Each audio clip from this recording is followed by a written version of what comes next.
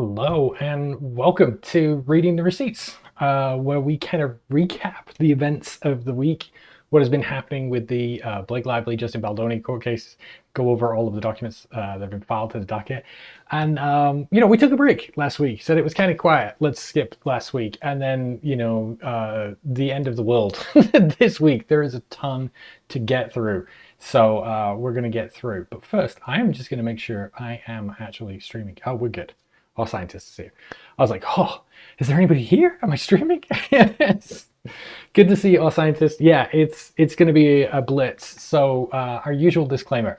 I am not a lawyer. I'm not your lawyer. This is not legal advice. The allegations that we're going to talk about tonight are exactly that, allegations. Nothing has been proven in court. Nothing should be taken as fact. This is all just opinion provided for entertainment purposes. That is all. Hi, Vander V. Good to see you too. So with that said, I started this whole series because I kept getting told you haven't read the documents, and I checked and we're at like 24, 25 hours now of content about the court case documents. This week, somebody told me once again, you have not read the court documents. I don't know what more I can do. At this point, I don't know what more I can do to show you I am literally reading the documents. So quick rundown of what we're going through tonight. I'm going to start out by just kind of hitting up all of the stuff that's been filed other than the two big topics I want to talk about later. So we'll get through all of those first. I won't be covering them with the same normal depth that I do. We're just kind of going to breeze through them because obviously the big topic of the week is the Taylor Swift venerable lawsuit subpoena and the allegations that Blake Lively was extorting Taylor Swift. And so that's going to be the bulk of tonight. And then I do want to spend a time after that, probably about an hour, going over the Edgeworth subpoena as well, because I think there's a lot of really relevant information there to talk about. So we'll get to that. All right. You pretty much could have written them. Yeah. I don't know about that. I don't know if I could write them. I'm a long way off that. But it has been, there's been a couple of things that have come up that I kind of said, hey, this doesn't make sense. And we'll talk about it when we get to the Taylor Swift stuff. And it turned out that I was right. So that was kind of nice to feel as a complete layman who knows nothing about law, which I think now is the third or fourth time that's happened. And that's, that's kind of nice. We're just going to ignore all the times I was wrong. Right? Cold reading. That's what we're going to do here. Junk Farm, hi. Welcome FK Patriarchy, Bell Moon, Obi-Wan Kenobi. Good to have you all in. All right. So, like I said, lots to get through. So let's kind of get right into it. So the first thing I'm going to cover is we're going to spend probably about 20-30 minutes going over the ESI stipulation, which is all of the policies and procedures for how they're going to share electronic information. I'm not going through this document at all. All we need to know is they have defined the provisions for how they're going to hand over electronic information as part of discovery, and that got agreed. That's really all we need to talk about and say to that. On your way to getting my JD. I don't know about that, but I did say, I was talking to my wife this week. I said to her, I don't think I would love to do law, but I would love to be paralegal, right? I would love to be doing all of the research, the online stuff, just digging in and providing the relevant research. I will do that job. That would be a fun job. The other thing that happened this week was JonesWorks refiled their motion to dismiss Abel's counterclaims in Blake Lively's case. I know, complicated, right? So Blake Lively is suing, made a complaint against Wayfarer and against Jennifer Abel for all of the damages and the smear campaign they've done. Jennifer Abel's answers to that also brought a bunch of counterclaims to basically say, well, to the extent that I did do something wrong, if I did something wrong, then JonesWorks is liable because they were my employer and everything was done as an employee, and so they should shield me from legal liability. She amended her complaint, so the previous motion to dismiss got, thrown away, and so she had to refile it. There's not a lot to talk about in this either because it's virtually identical, entirely because Jennifer Abel's document is virtually identical. So there's not really much difference. This is the difference in the table of contents. And it's identical really. There's like a page that's shaved off in the introduction. The rest of it's almost identical. The only thing they've added are the new claim for contribution. So as part of Jennifer Abel's amended complaint, what she argued was that, well, because Jonesworks also harmed Lively in some way, they contributed to the harm, so they must also share in the damages, and they if any get awarded against me. Sanchez says, I think we can say Lively is terrible extortion. Yeah, I mean, we'll get into this, but she started a movie, right, and took control of a movie that retained Justin Baldoni's name in 3 separate places at one point, listing him as both the actor, director, and a film by Justin Baldoni, that he himself claimed was 97% his movie, all to get the rights to the second movie, which she still didn't manage to secure and are owned by Wayfarer. And now she extorted Taylor Swift and demanded that she make a public statement that she never made. She really is just the absolute worst at extortion. So yeah, it's ridiculous what they're claiming, but we'll get into that. So yes, there's not much in here, so I'm really only going to focus. There's a couple of little minor changes, but I don't think they're worth talking about. So we're just going to jump into the contribution claims. So Jonesworks basically, as part of this, how far back through this did I go? I guess. They say, okay, as part of like the contribution claims, the only big things in here are, oh yeah, this is it. Claim for, she's not plausibly claimed contribution. I don't know why I got this in here. Anyway, in order to state a claim for contribution, Abel must show that Jonesworks contributed to the same injury.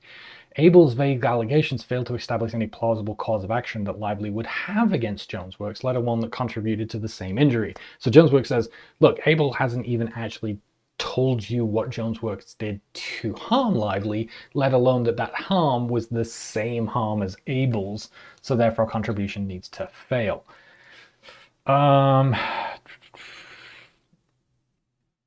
Abel does not make a single allegation regarding how Jonesworks was allegedly involved in any of the actions of, the smear campaign and all the rest of it, or how she purportedly contributed to, let alone caused the harms to Lively associated with them.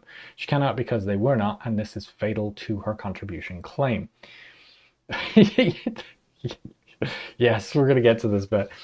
In lieu of any actual allegations, Abel bizarrely asserts that Jonesworks should be liable because of Jonesworks' collusion with the plaintiff and Jonesworks' own negligent handling of public relations duties. Therefore, Jones is jointly liable and a concurrent wrongdoer.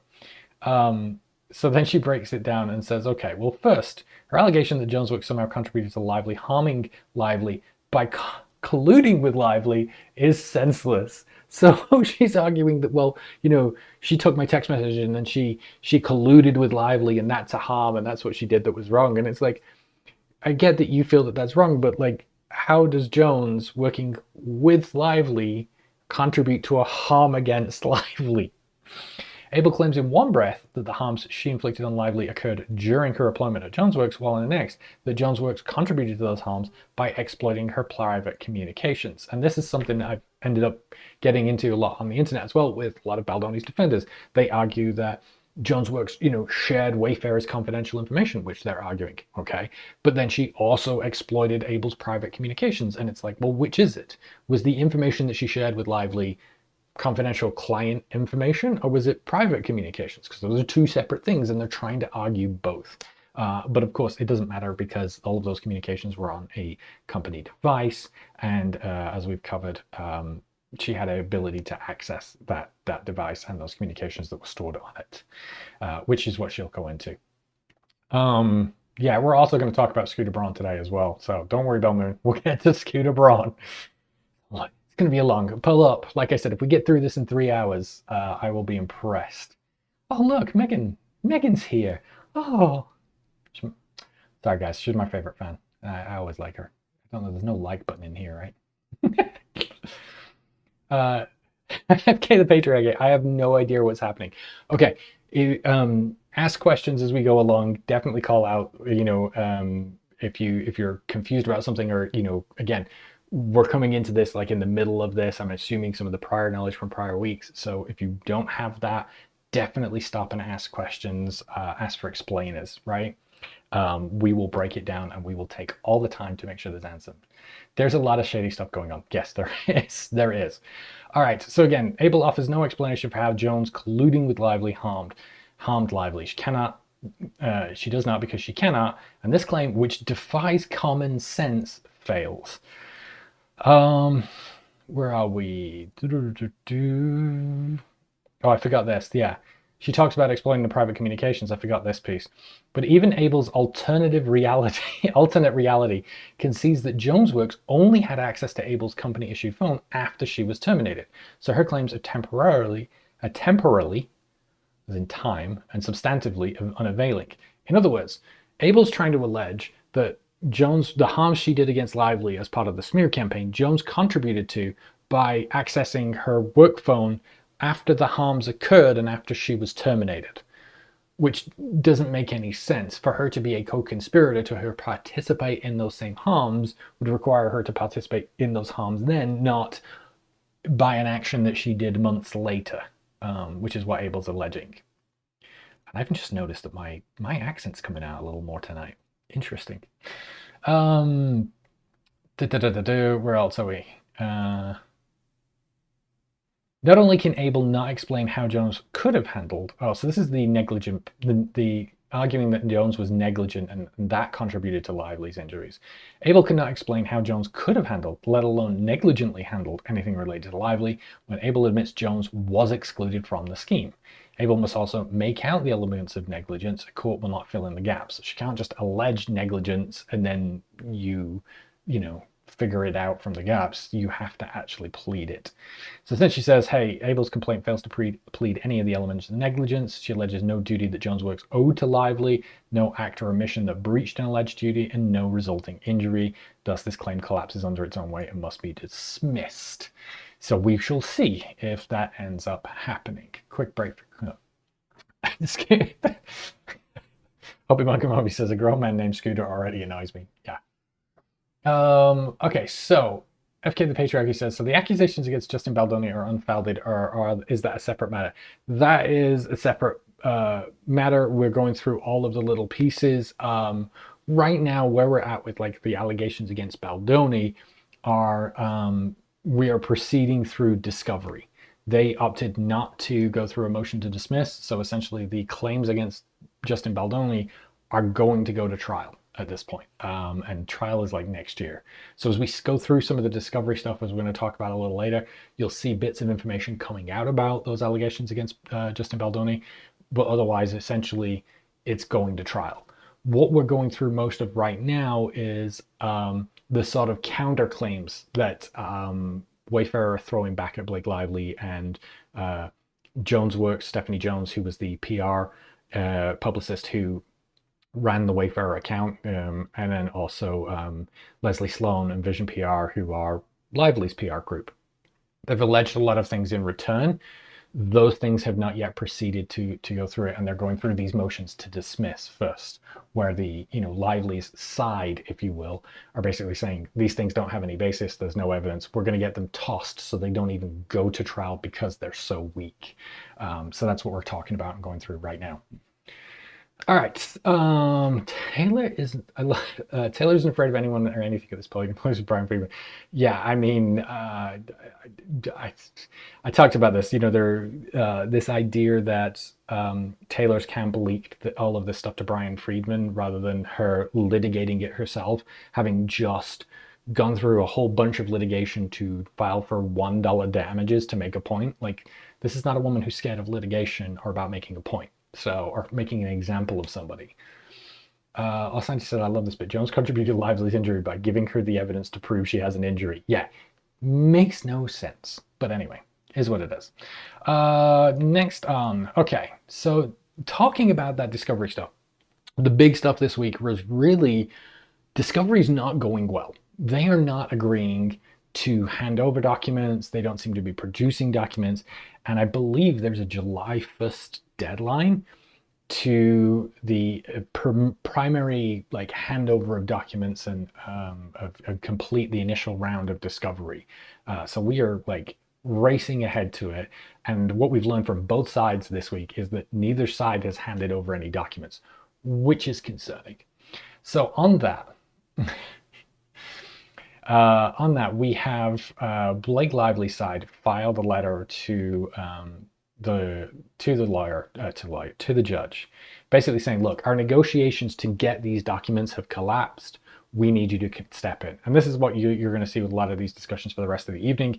They will do what is called meet and confer to kind of figure it out themselves and say, hey, can we have this? No, but you can have this, or you can have a limited set, or we don't think you should get this, and try to figure it out. When they come to an impasse and they can't work it out, then they have to petition the judge and say, hey, we need you to step in and make a decision one way or the other, who's right, who's wrong. And that's where we are with a lot of this production of discovery right now. For the most part, what is happening is Wayfarer are being very restrictive about what information they will give out, while at the same time they're throwing out subpoenas that are incredibly broad and just, they have no idea what they're looking for. And you'll see that as we talk about these. That's not me, like, that's my obvious bias that I have. That's not my obvious bias coming through. I mean, when we look at the subpoenas, you'll see that Lively's are targeted at very specific information, whereas Wayfarers are like, just give me everything where you mention Blake Lively, right? To give you an idea. All right. So Lively's side has said, hey, we need you to help us with a bunch of information that we have asked for from a bunch of Wayfarer non-parties. So basically, these are people who are not involved in the case, but are connected to Wayfarer. So for instance, President Tara Hanks, I forget who the rest of these are. I think they're all part of the executive team. Ashmi Elizabeth Deng, we brought up before as like the executive in charge of marketing. She came up because, you know, she was back in May able, when Baldoni had said he wanted a plan, when he noticed that Ryan Reynolds had unfollowed him or blocked, sorry, when Ryan had blocked him, and said he needed a plan. Jennifer Abel had mentioned Ashmi as somebody who would come up with that plan with them. So we suspect, or I guess Lively suspects, that Ashmi is a part of the smear campaign as well, and so that's part of why she's been included in this. Okay, so basically they've asked for these items, and it's not going well. So first off, they asked for the items in early March, and they requested extensions for their deadlines. So they were granted deadlines of April 16th for Hanks, Tuskovich, and Musial. I don't know if I'm pronouncing that right. April 21st for Blackman, and April 23rd for Dang, Reese, Marbury, Suleiman, and Benson. Each of those deadlines has long since passed. You'll notice that we're, what, May, right? May 16th. We are a month away from the deadline from Hanks, and, you know, like another 3 weeks for the others. So they've passed, and Wayfarer haven't produced a single document. They've talked to them in conferrals, and that they had said Wayfarer were going to take responsibility, Wayfarer as a party, but they haven't seen anything. But they also are refusing to identify the repositories from which they're collecting, including refusing to confirm whether particular personal and professional devices even exist. So not only are they not telling them when they're going to be ready with the documents, they can't tell them where they've pulled the documents from, what documents they have, and whether they are even collecting from personal devices or professional devices. So you talk about like the Jennifer Abel thing, right? They're asking Wayfarer, hey, you know, the phones that these guys use, are they work issued phones or are they personal phones? And Wayfarer is not even answering that question. I hate obstruction lawyering, but yeah, and that's what a lot of this has been. But I mean, like, that's what you essentially are paying your lawyers for, right? To make it hard to get that information. This is, you know, the strategy of discovery. Give out as little as you can, get as much as you can. So anyway, so they come to the court to basically say, hey, we're asking for a motion to compel and comply with all the deadlines and provide all of the material that's in their possession. Now, as part of that, we got the subpoenas themselves. So here's the one that was filed to Tara Hanks. Now, what's interesting about this, we talked about this, right? Like, they want all documents concerning the Lively family, documents concerning the film or the marketing plan, the social media, the digital campaign. And then they're talking specifically about the scenario planning document that they came up with Melissa Nathan's firm, right? So this document where they were going to protect Baldoni's reputation, but go after Lively's. Well, they want all the communications around that and the preparation they did for it. Any meetings around that scenario document. All seems fairly legitimate and reasonable given what they're after and what their complaint is. They also want all documents and communications concerning Lively's request for the protections for return to production. So this is when, the lawyers stepped in and said, hey, if you don't provide these, we're not coming back to work. You have to guarantee a safe set. And if you don't, then we will take legal action. So they talk about that. They want all documents for the return to production, all documents concerning the January 4th meeting when she came back, and they brought up all of those. And then again, they want any allegations or grievances or complaints raised by Lively in connection with the production of the film, which, it seems weird that they're saying that Lively doesn't have any of those, because why would she ask for them? I mean, you're just going to get nothing back if what Wayfarer is saying is true. So there must be some evidence of complaints, and they're, Lively side are saying, hey, we know you've got documentation around it, so let's provide it and show that we did make complaints and you did talk about it. Documents and communications concerning any meeting related to the allegations, grievances, or complaints raised by Miss Lively. Documents and communications with Tag or Nathan. Continuing on, all of the services provided by Tag and Nathan. Any communications with Jed Wallace of Street Relations, who, remember, does not exist, was not hired. Nobody knows who hired him or who he was working with or what exactly he was doing. But they would like documentation about the man that doesn't exist. And then they also talk about, they want the communications regarding the decision to hire or work with Freedman or Liner, Freedman, Tettleman, and Cooley. So this is Jason Baldoni's law firm, right? And you remember there was a text message after Lively and Ryan Reynolds had sent out the, asked them to issue out a press statement saying that they apologized for generic mistakes that were made during production. And Melissa Nathan said, you can't do that. That is a career killer. You need to go hire a lawyer. Bryan Freedman's ready, and he'll go after WME as well. So they want more of that communication around the decision to hire Freedman, which, as we're getting later, I don't know if that is work product or how they're going to get around that whole work product issue. Any documents and communications between you and Kirsty Flahr.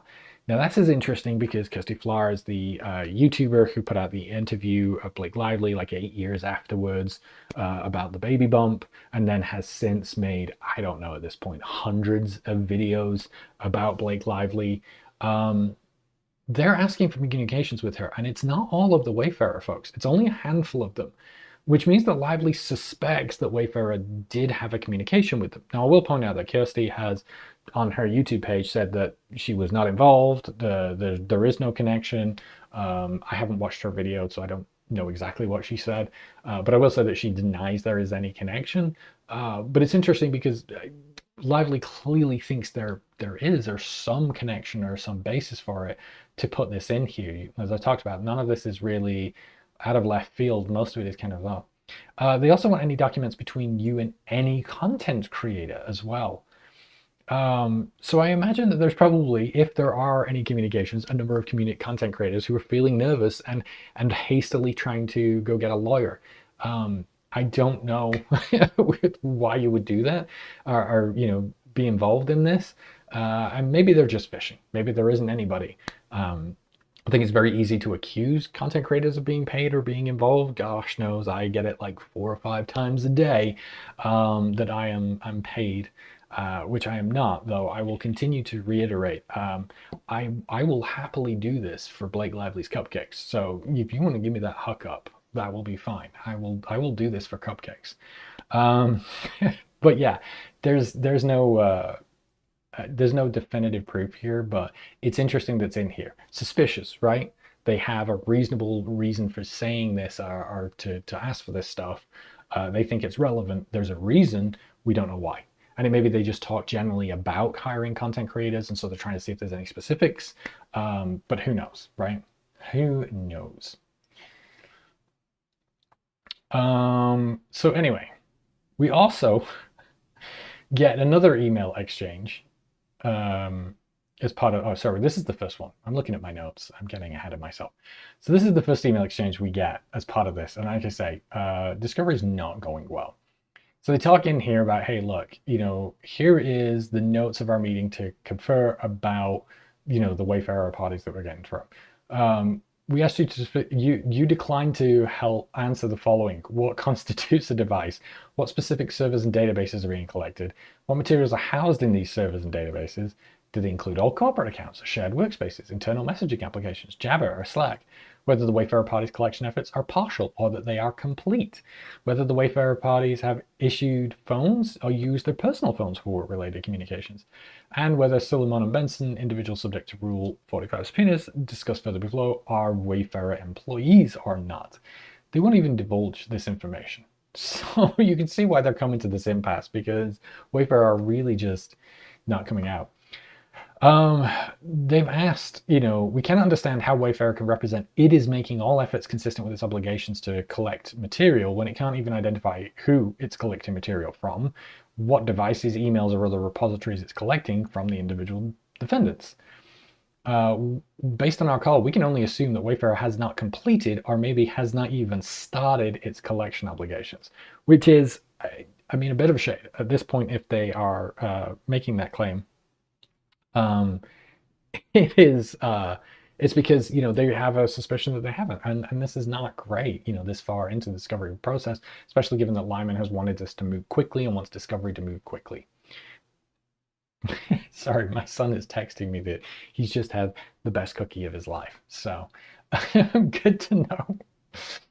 Rather than address these items, you demanded information from Lively and Reynolds parties on collection efforts, including on the same topics on which you refuse to provide answers. Wayfarer do this a lot. Lively's team, as litigators, are asking them all of these questions, and then Wayfarer just basically go, no, you, and then throw it back at them. It is all just a delaying tactic, and I cannot imagine how frustrated all of the law firms are in dealing with this at this point. So Lively's saying, look, we've confirmed that the Lively Reynolds parties collections are fulsome and complete. We've been telling you for many weeks we're eager to enter into the ESI stipulation that we first proposed a month ago.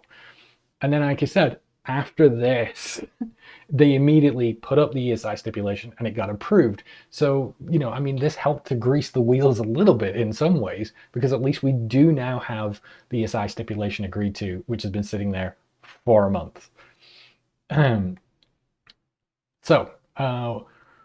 We said we can begin producing materials and make effort to comply with the July 1st substantial completion deadline. We do not understand how the Wayfarer parties can possibly be attempting to meet that deadline if you cannot even confirm you've begun or finished collecting all of the repositories likely to contain the information. So they're saying, look, you haven't even collected the buckets, the pools from which you are going to pull out the relevant information. So how can you say that you're going to be ready by July? We asked whether you could share a date by which the Wayfarer parties can make initial production. You could not, and instead advised that when the Lively Reynolds parties were ready to make an initial production, you would do the same. Again, when are you ready to complete it? Oh, we'll be complete when you are. Okay. So they called their bluff and say, we'll do this. We'll do a mutual exchange today. That does not appear to have happened. They did not appear to have agreed to it. So they continue to miss these deadlines. They go on to say, and then they basically say, we've yet to receive a single document from any of the Wayfarer third parties. In response to our repeated requests for information, you indicated only that they are still in the process of collecting. So Wayfarer come back and say, we strongly disagree. We are absolutely, complying with our discovery obligations. We are actively collecting materials from all of the servers and databases, as well as personal devices where applicable. As we discussed in our call, the collection process is underway. We expect to have a rolling production by the end of this month. So by the end of May, they expect to be producing material. Your attempt to distort the record to suggest otherwise is not constructive. You have cited no authority supporting your assertion that you are entitled to detailed information about our collection process, which is super shitty. This shouldn't be like this, as contentious as this is. uh, Wayfarer as a party is collecting all professional materials from the subpoenaed third parties.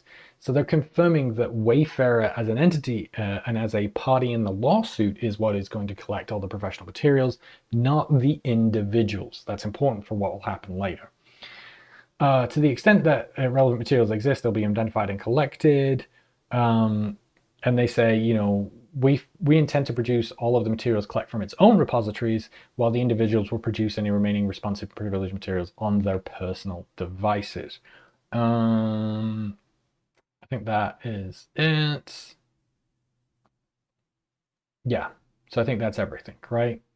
They don't know when they're going to produce it. When, maybe. So they filed this to get a motion to compel, and so of course Freedman, or I guess, Freedman filed in response to say, no, and we're writing in opposition. Firstly, the subpoenas do not call for compliance within this district, but rather in California and Georgia. And now he goes to cite that all of the subpoenas are to individuals that live in California and Georgia. But the subpoenas themselves were served in the Southern District of New York. You can move your subpoena and where you're getting, you know, the court to deal with it, and we'll get to that later tonight. But you have to give notice. You can't just go, no, you have to guess what court this is in. You have to give notice. Nowhere in that email chain does it appear that they have given notice that they were moving them. And him citing the dockets themselves, the subpoenas themselves, show that they were filed in Southern District of New York. So I don't understand this idea of you have to force them to compel in their local courts, because they haven't made a motion to move. Not only that, but Wayfarer themselves said they as a party, Wayfarer as a party, who are a party in the Southern District of New York, are going to collect this information. So that would be the correct court to file this in. Again, this just feels like more delaying an obstruction. So he says, nope, the court lacks jurisdiction to compel their compliance with the subpoenas. We will see if Judge Lyman agrees or not. Nonetheless, as repeatedly conveyed to Lively's counsel, the non-parties assure the court that they are diligently searching for non-privileged relevant documents within their possession custody and will produce them as soon as reasonably practical. Now, I will say this. I'm going to just turn off my light a little first. I will give some credit where credit is due here. I admire Bryan Freedman's bravery in this letter to the court. Lively's team have let them know that they are a month past their deadlines, right? They still cannot give a deadline of when they will be complete. And he writes a letter to the court to say, soon. That is wild. And I suspect that this is why we have Bryan Freedman's name on this letter. He has been very quiet in filing any of this stuff so far in this case. I think that's why he's on here, is because he knows he about to get a strongly worded response from Lyman in respect. I don't know that that's true. Maybe I'm completely wrong about that. We will see.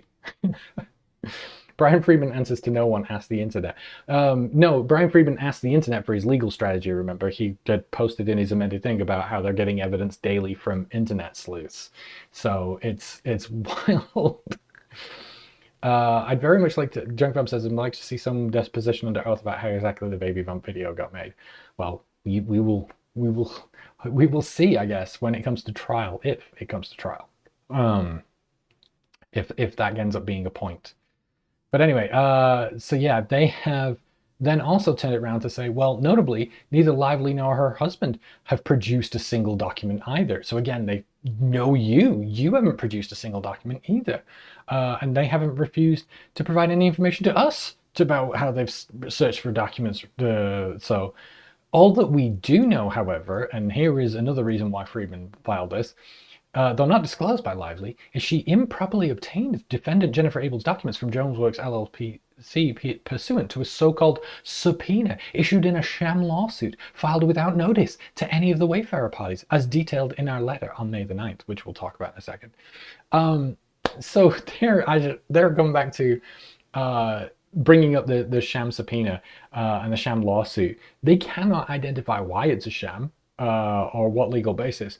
And they haven't filed any motions regarding it, but he does not mind dropping it in and sprinkle it into these letters because he knows it'll get picked up by the press and put it on news sites and all the rest of it. So yeah, so we'll see what happens with this as to whether they get compelled to provide information. I cannot imagine telling the court that you are a month late and still don't have any idea what you're producing, where it's coming from, how long it's going to take you, or how far you are in the process is going to go down well, especially, like I said, given that Judge Lyman's been very clear from the beginning that he wanted a speedy and quick discovery and document production. And like in that February meeting, Freedman was like, we're ready to go. We're going to work 24/7 to make sure that we want to get to deposing these people immediately. And like, you can't get there until you do we can't get to depositions until. So it's very strange to see that 2 months ago, 3 months ago, he was eager to get to depositions tomorrow.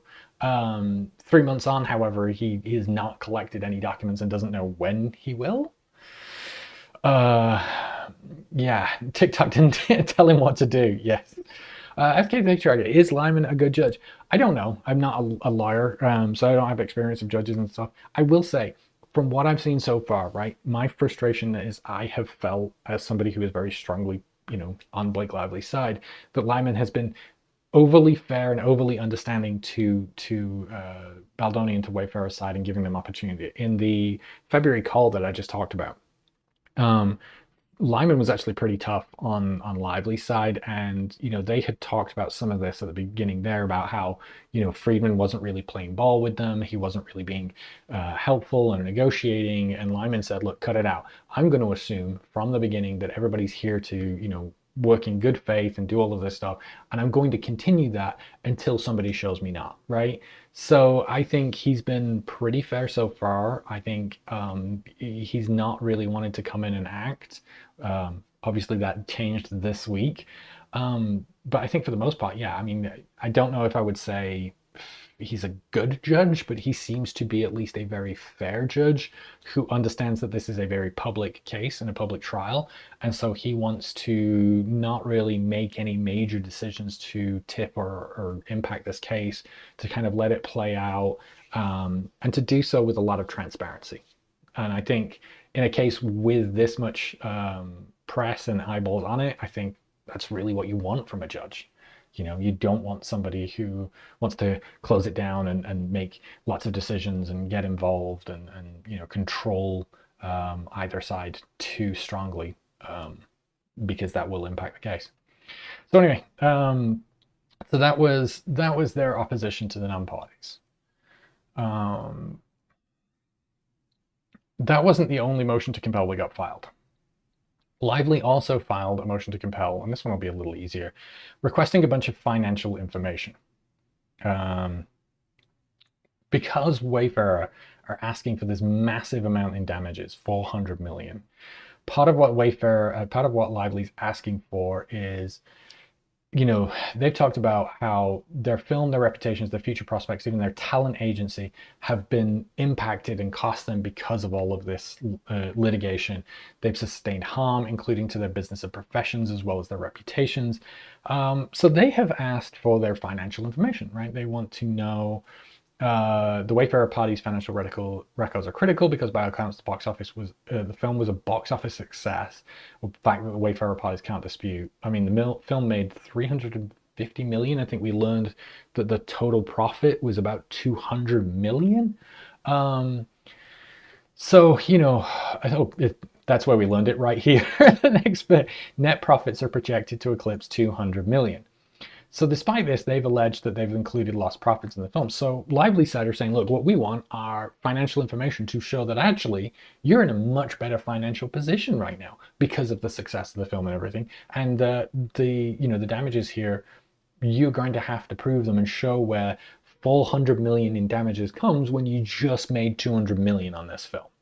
And so part of what they're asking for, we don't actually see because all of the subpoenas here are sealed. So we don't get to see what they're actually asking for. We get glimpses of it again because they also share the email exchange, the meet and confer email exchanges afterwards. So again, they talk about another productive meet and confer and then provide a summary of it. To kind of give you an idea of how things are going, the objection to the definition of you, which with respect to the request propounded on the corporate defendants Wayfarer Studios, it ends with this movie and the agency group.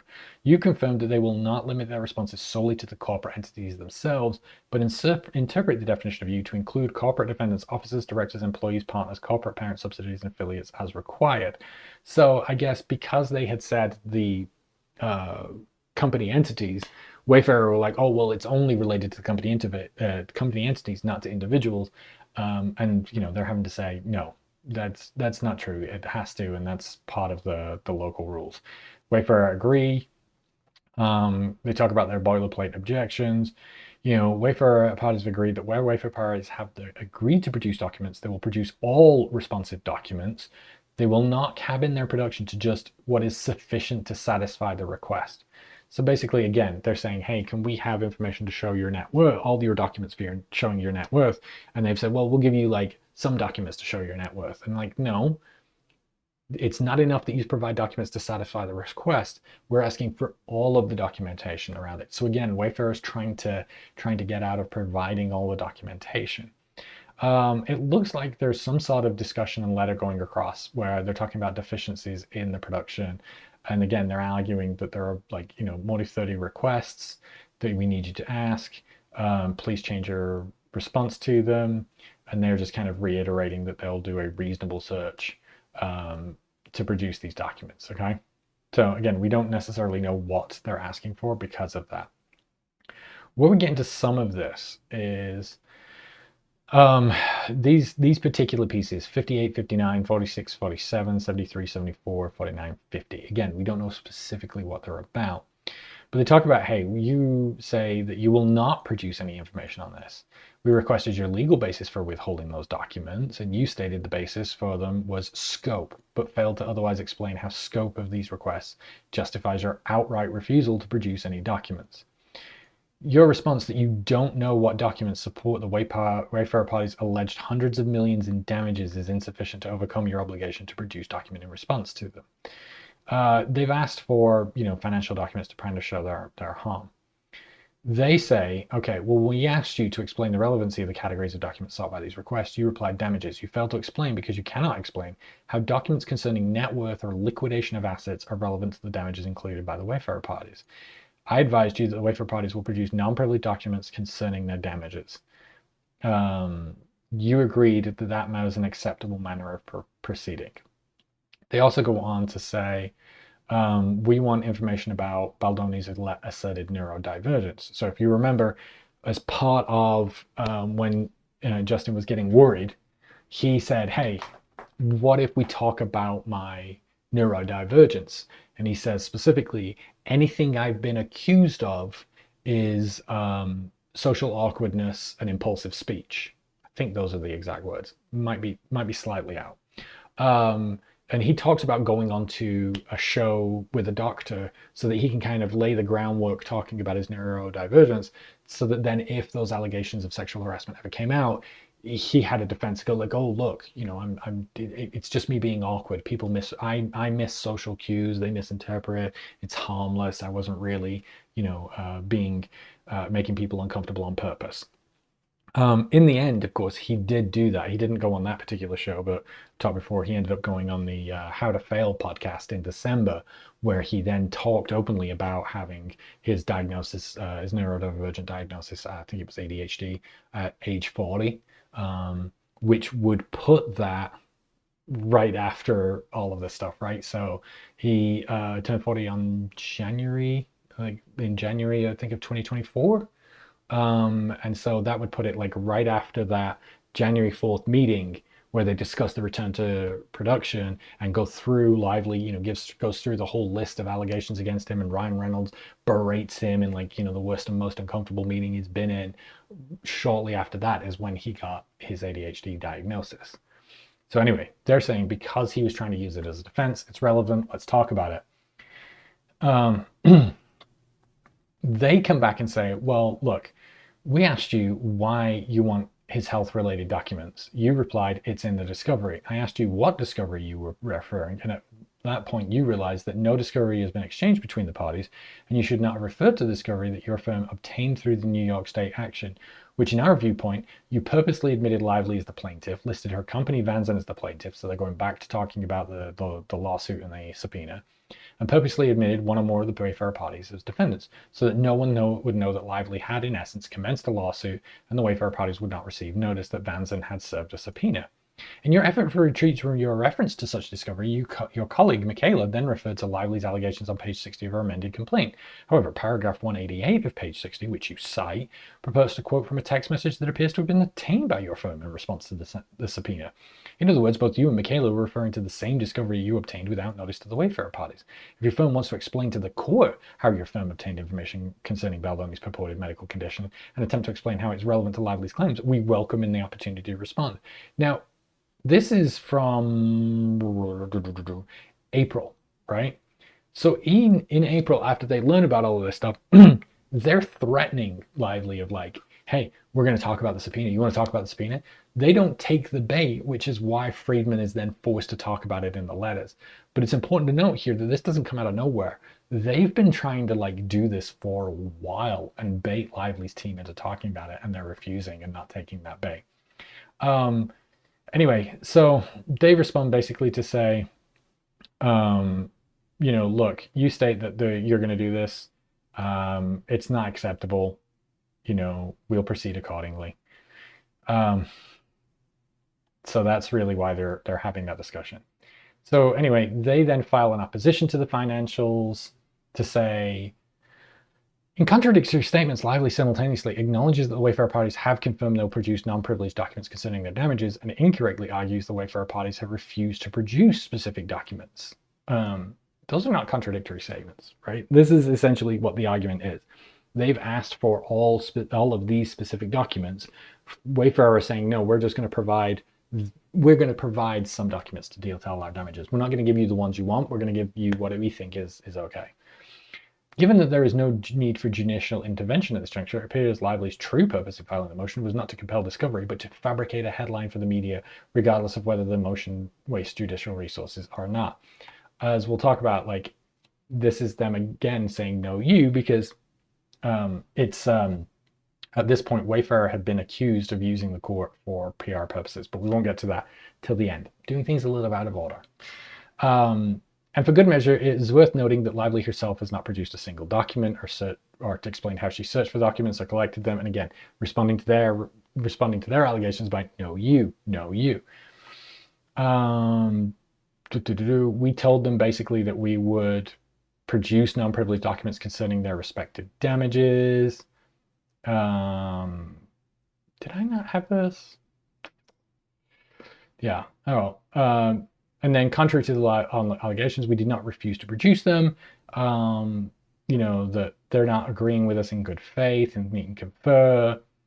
Lively has not explained. This is the bit that I got was interesting. They're saying, look, we're just going to give you a small sample of the financial documents. We're not going to give you everything you want.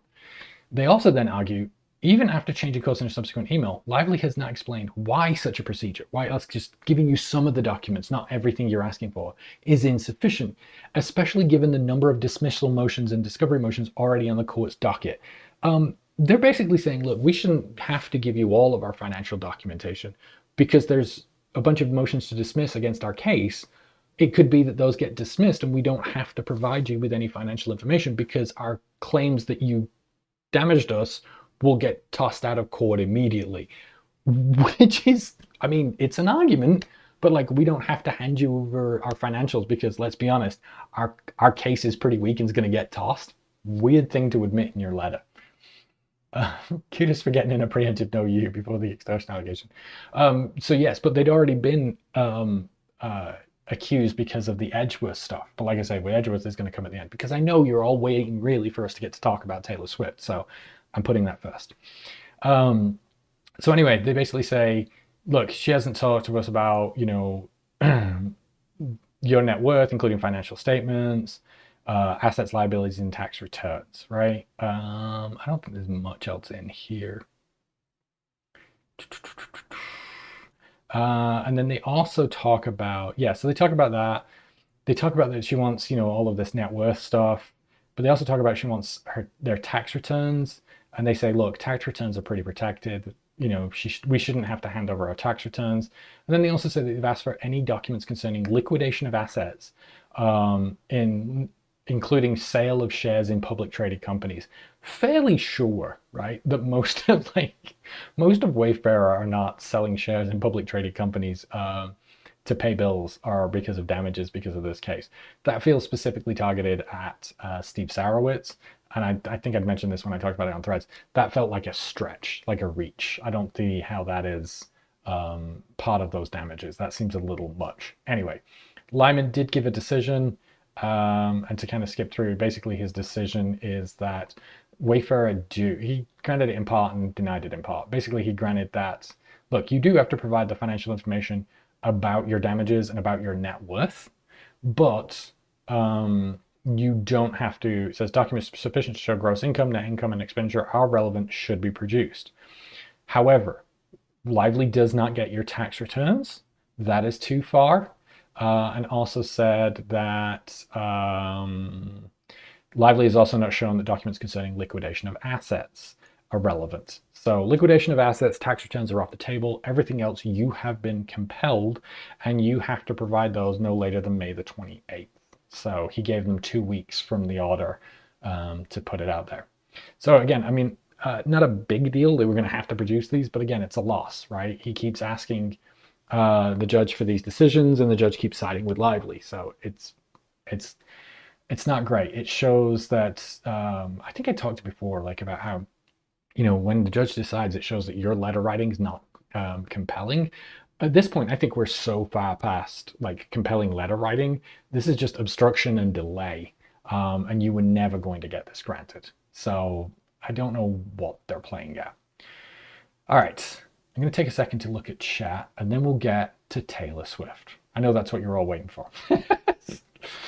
All right, I'm just going to scroll up here.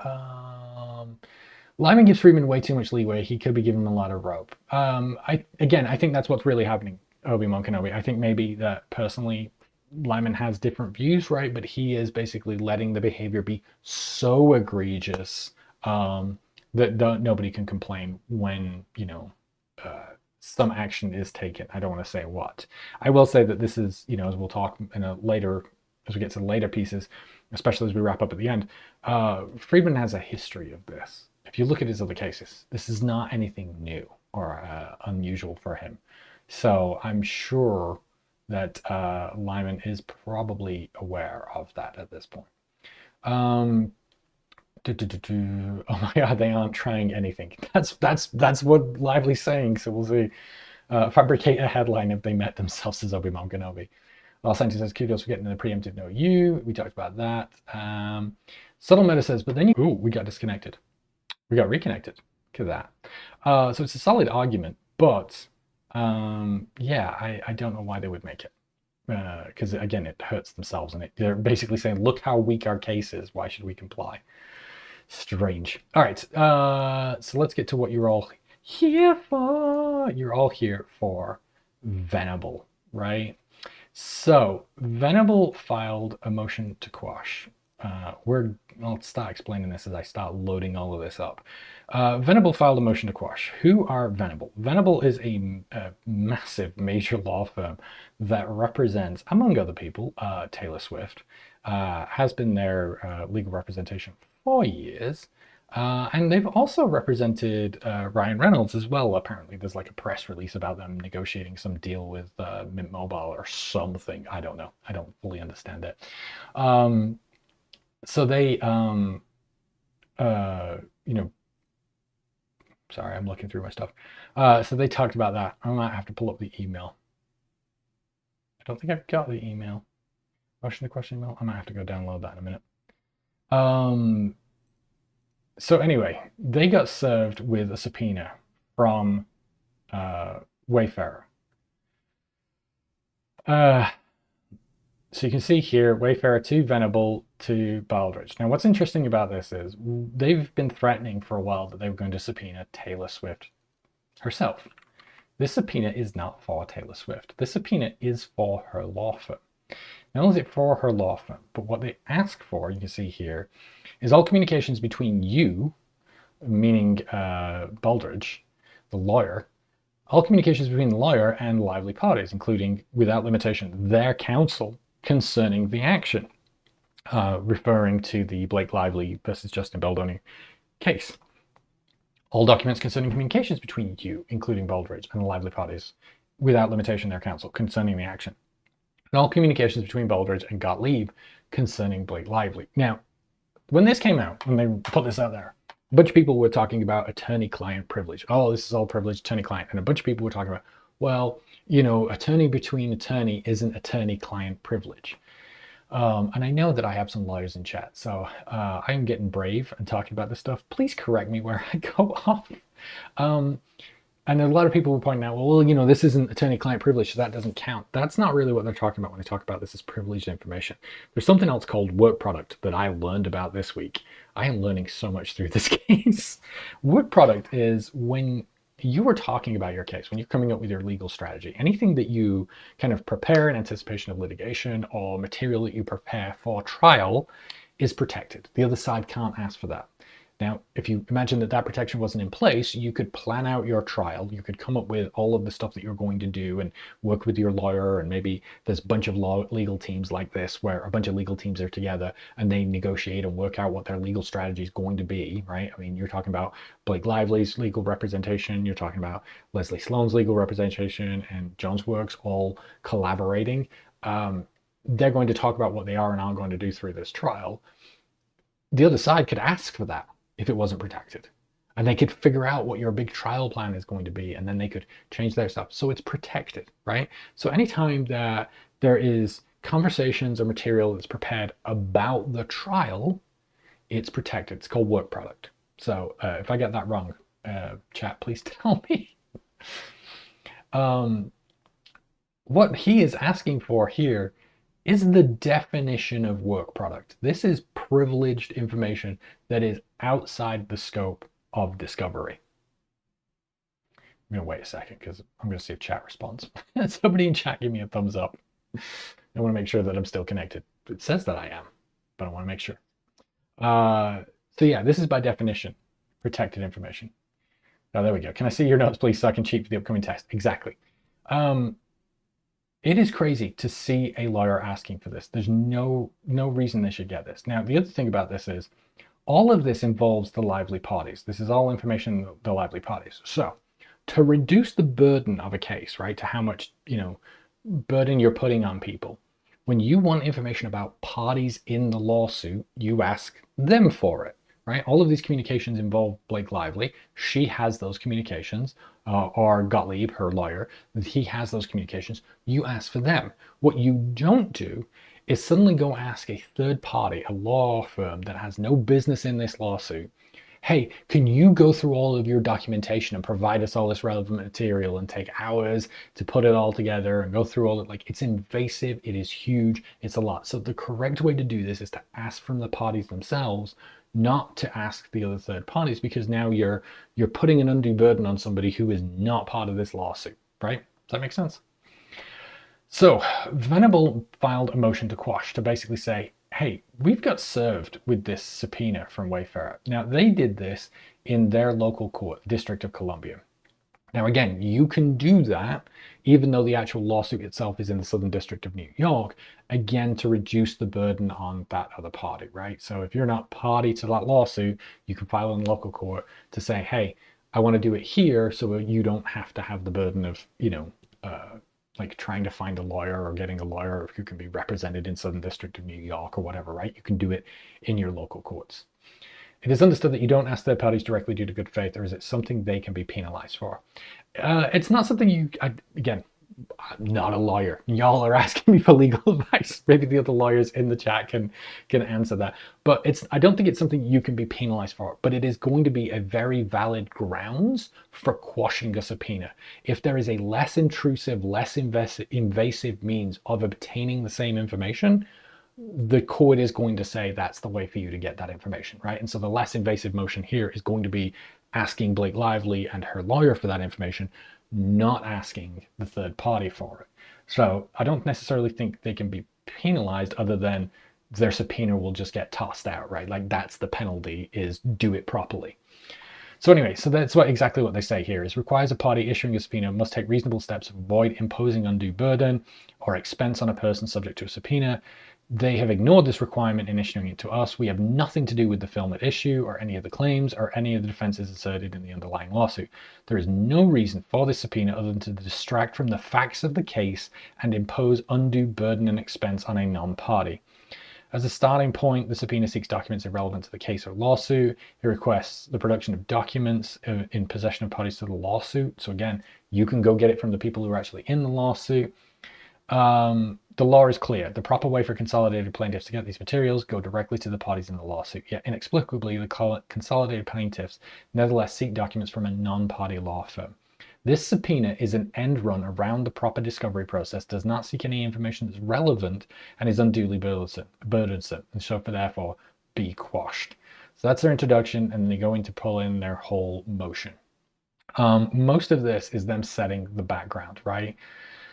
So they basically say, look, we have nothing to do with this lawsuit. We don't have any relevance to the claims. We have nothing to do with the film.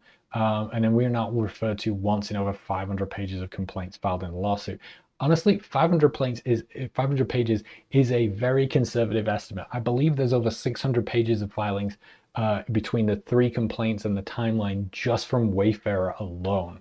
So we're probably at 700-800 pages here, truthfully, just based off the complaints. Anyway, they should be, look, the subpoena suffers from a foundational defect. Every single request asks for documents that, if they exist, would be in the possession and control of the parties to the lawsuit, and that is where they're required to go ask them. Instead, Wayfarer have embarked on an unsupported fishing expedition to end run the proper discovery process, and in doing so, burden a non-party law firm with no involvement in the lawsuit or underlying claims. The subpoena is improper, seeks irrelevant information, is unduly burdensome. Courts are quash. They then go spend a lot of time giving background about, oh, I forgot this. Where is it? Page 6, it's a footnote. Oh, they also call out that there's a problem with their subpoena in that, part of like all of this preamble in the subpoena is them defining a lot of like, the things like the term third party means this, the thing, the involved evidence, the party, all this kind of stuff. So they talk about the fact that they don't actually identify a lot of these terms. So they don't identify, for instance, who the Wayfarer party, Consolidated Plaintiffs Wayfarer Studios are. It says it assumes that we refer to Wayfarer Studios, right? But they didn't actually declare in here who this is. They also get that called out later as well when they talk about here, the term Gottlieb shall mean Michael Gottlieb. Who? And so they say, we assume you mean Blake Lively's lawyer, but like you don't call it out. You're not being very specific about all of your stuff that you're referring to in here. So that's them casting shade on the fact that that's not really correctly and properly written. Okay. Footnote. I thought it was, yeah, footnote. Okay. So we come down, page 10, there's more call outs. So they talk about it. Yep, here again, they list out a number one of them. You shall mean Venable. The term Baldridge shall mean Douglas Baldridge, but is it anybody else or just him? When Gottlieb means Michael Gottlieb, is again just him, or is it anybody who's an agent and acting on his behalf? So yeah, they're like, but they don't know. Anyway, so they call out. Undue burden 13. So yeah, we come again there. While not stated in the subpoena, Venable assumes that Michael Gottlieb refers to the partner at Wilkie, Farr and Gallagher, one of the attorneys. They say, look, it's an unduly burdensome request that you're putting on me, right? We have to go through all of our documents, and you can go get this from, namely from parties in the lawsuit. So they're repeating what they're saying in their summary, right? This has often been quashed, and then there's absolutely no reason that we should be served with this or asked to put on this because you can go get them. They also call out the motions to dismiss. The fact that motions to dismiss of all of Wayfarer's claims are currently pending is another reason Wayfarer should be required to go through party discovery first. Judge Lyman may significantly limit or narrow Wayfarer's claims, and a third party should certainly not be required to provide documents to claims that no longer exist. So again, they're calling out that, look, their case is likely to get tossed. They again call it an unwarranted fishing expedition, say that it's an undue burden and should be quashed. Boom. When they talk about how much burden it is, they actually call out down here. We have over 800 attorneys. So when you're asking documents from Venable or any of its employees, you're asking for documentation from 800 attorneys, hundreds of other employees, as well as anyone acting on their behalf over 3.5-year time period. They give 2 time periods in the subpoena. They give both a 1st of January 2024 through May, and then also a 1st of January 2022 through May. No idea why they're out looking for so much and for such a long period, especially when we get into when Freedman says why he wants this data.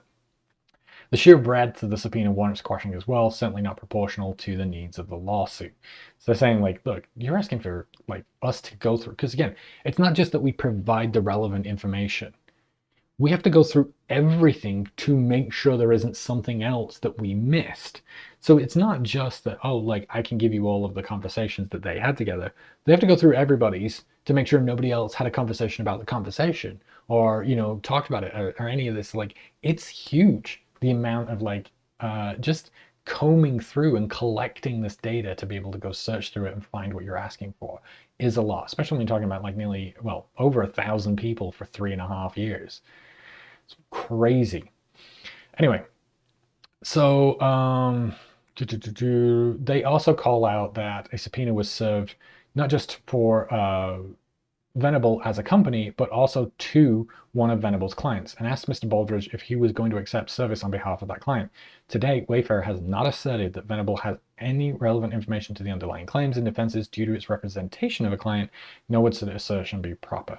So it does seem like Taylor Swift also got a subpoena as well. At least that's the assumption. Who knows? It could also be Ryan Reynolds, right? I mean, Ryan Reynolds is also wrong. Again, they call out the motion to dismiss. Even assuming Wayfarer could articulate some relevance to Venable's documents, they should be held until after the pending motions to dismiss and the lawsuit resolved. Each of the defendants in the Wayfarer suite have moved to dismiss the claims against them, and those motions are fully briefed and awaiting decision. And they call it out. Judge Lyman has already indicated he will likely grant one of those motions. I forgot to pull that up. Let's go, because this was in the stay of discovery. What are we at? 118 at 2. This was in the stay of discovery against the New York Times. Yeah, 118. When he argued on that, he'd said here, this New York Times motion presents substantial grounds for dismissal, and the New York Times has made a strong showing that its motion to dismiss is likely to succeed on the merits. This is why a lot of people have said it's very likely that the New York Times is going to get dismissed. The defamation case against them is going to fail because he's already kind of indicated that way. Another point to call out is that on that ESI stipulation, the New York Times was not part of it. Now, it could be because they've got their discovery stayed right now. They're not part of discovery, so that's why they were not on the ESI stipulation. It could also just be they don't expect to be part of discovery because they fully expect to get dismissed, and that's another tip of the hat to the fact that that's going to happen. I don't know. Maybe somebody in chat can tell me whether that's a good read or not. Solomon says, it is understood that you don't ask third parties. Oh, we did that one. Obi-Wan Kenobi says, so we're supposed to believe Blake Bullitt tried to blackmail Taylor Swift in February. Nobody heard about it until now except Bryan Freedman. Yes, that is where we're heading. So that was the subpoena. I think, like I said, I'm probably missing some documents. I might just keep that open because we might need more documents. All right. So then, along with them, Blake Lively joined the motion to quash. Let's bring that up. Um, and so, because they're, got a vested interest in this, they can join on this motion in the District of Columbia. I should point out that this is on a different docket. So if you are wanting to follow this along and sign up for, pieces, it is here. Um, you can sign up and go be part of it and get your alerts and everything like I'm doing. If you really need those late night emails about stuff. Speaking of, we are still waiting, I think, right? I don't think it's come up yet. The motion to dismiss on the Wallace versus Lively case. I don't see any email about that. That's due today as well. They filed a leave for filing it past the page limit, but we haven't seen the actual thing yet. But anyway, you can join, go follow this case, and you can see that Lively have a motion to intervene because they have an interest in it. And so they filed that motion to intervene and say, hey, look, we want to join motion to quash and quash the subpoena, or in the alternative, seek entry of a protective order because this is privileged information, right? They go for it and say the Livelies have a substantial interest, and the disposition of the action may impair or impede the Lively's ability to protect their interests. Lively parties seek to challenge the subpoena that requests documents to the extent relevant at all that may contain Lively parties' confidential information and their counsel's work product. There's that phrase, right? This is the stuff, the planning or conversations about the case. Court should quash the subpoena or otherwise enter a protective order. Counsel for Lively parties conferred with counsel for Venable and the Wayfarer parties prior. Venable does not oppose the Lively party's motion to intervene. Counsel for the Wayfarer parties did not respond to a request for their position as a motion to intervene, and their position remains unknown. This is interesting because as we get through this later, what we're going to see is that Wayfarer are going to try and paint that Venable is working with Wayfarer and they are against Lively.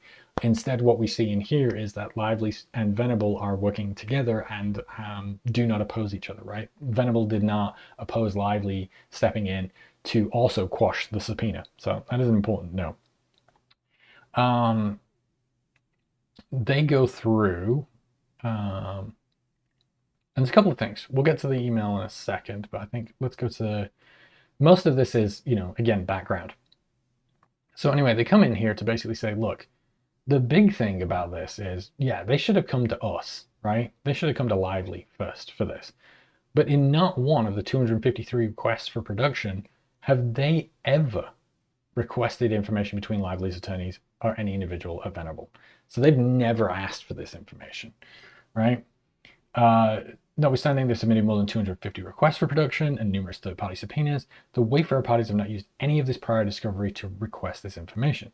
They have chosen instead to seek such documents from a third-party law firm that does not appear in the action, an obvious fishing expedition to form an end run around the discovery process. They cannot because they have not, they have not because they cannot explain how the subpoenas yield the calculated relevant material. So again, important as we get into the rest of this, Wayfarer have not communicated to anybody at this point, not to Lively, not to Venable, what they're actually after, what the relevance is, what it is to do with this case, or any of it. They have to, right? They are at least supposed to provide details of why they're asking for this stuff.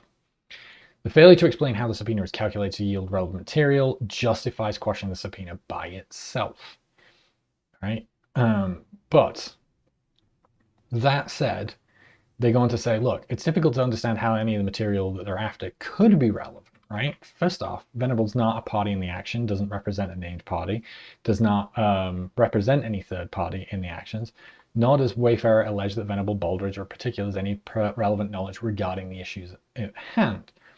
But to the point that any documents do exist, right?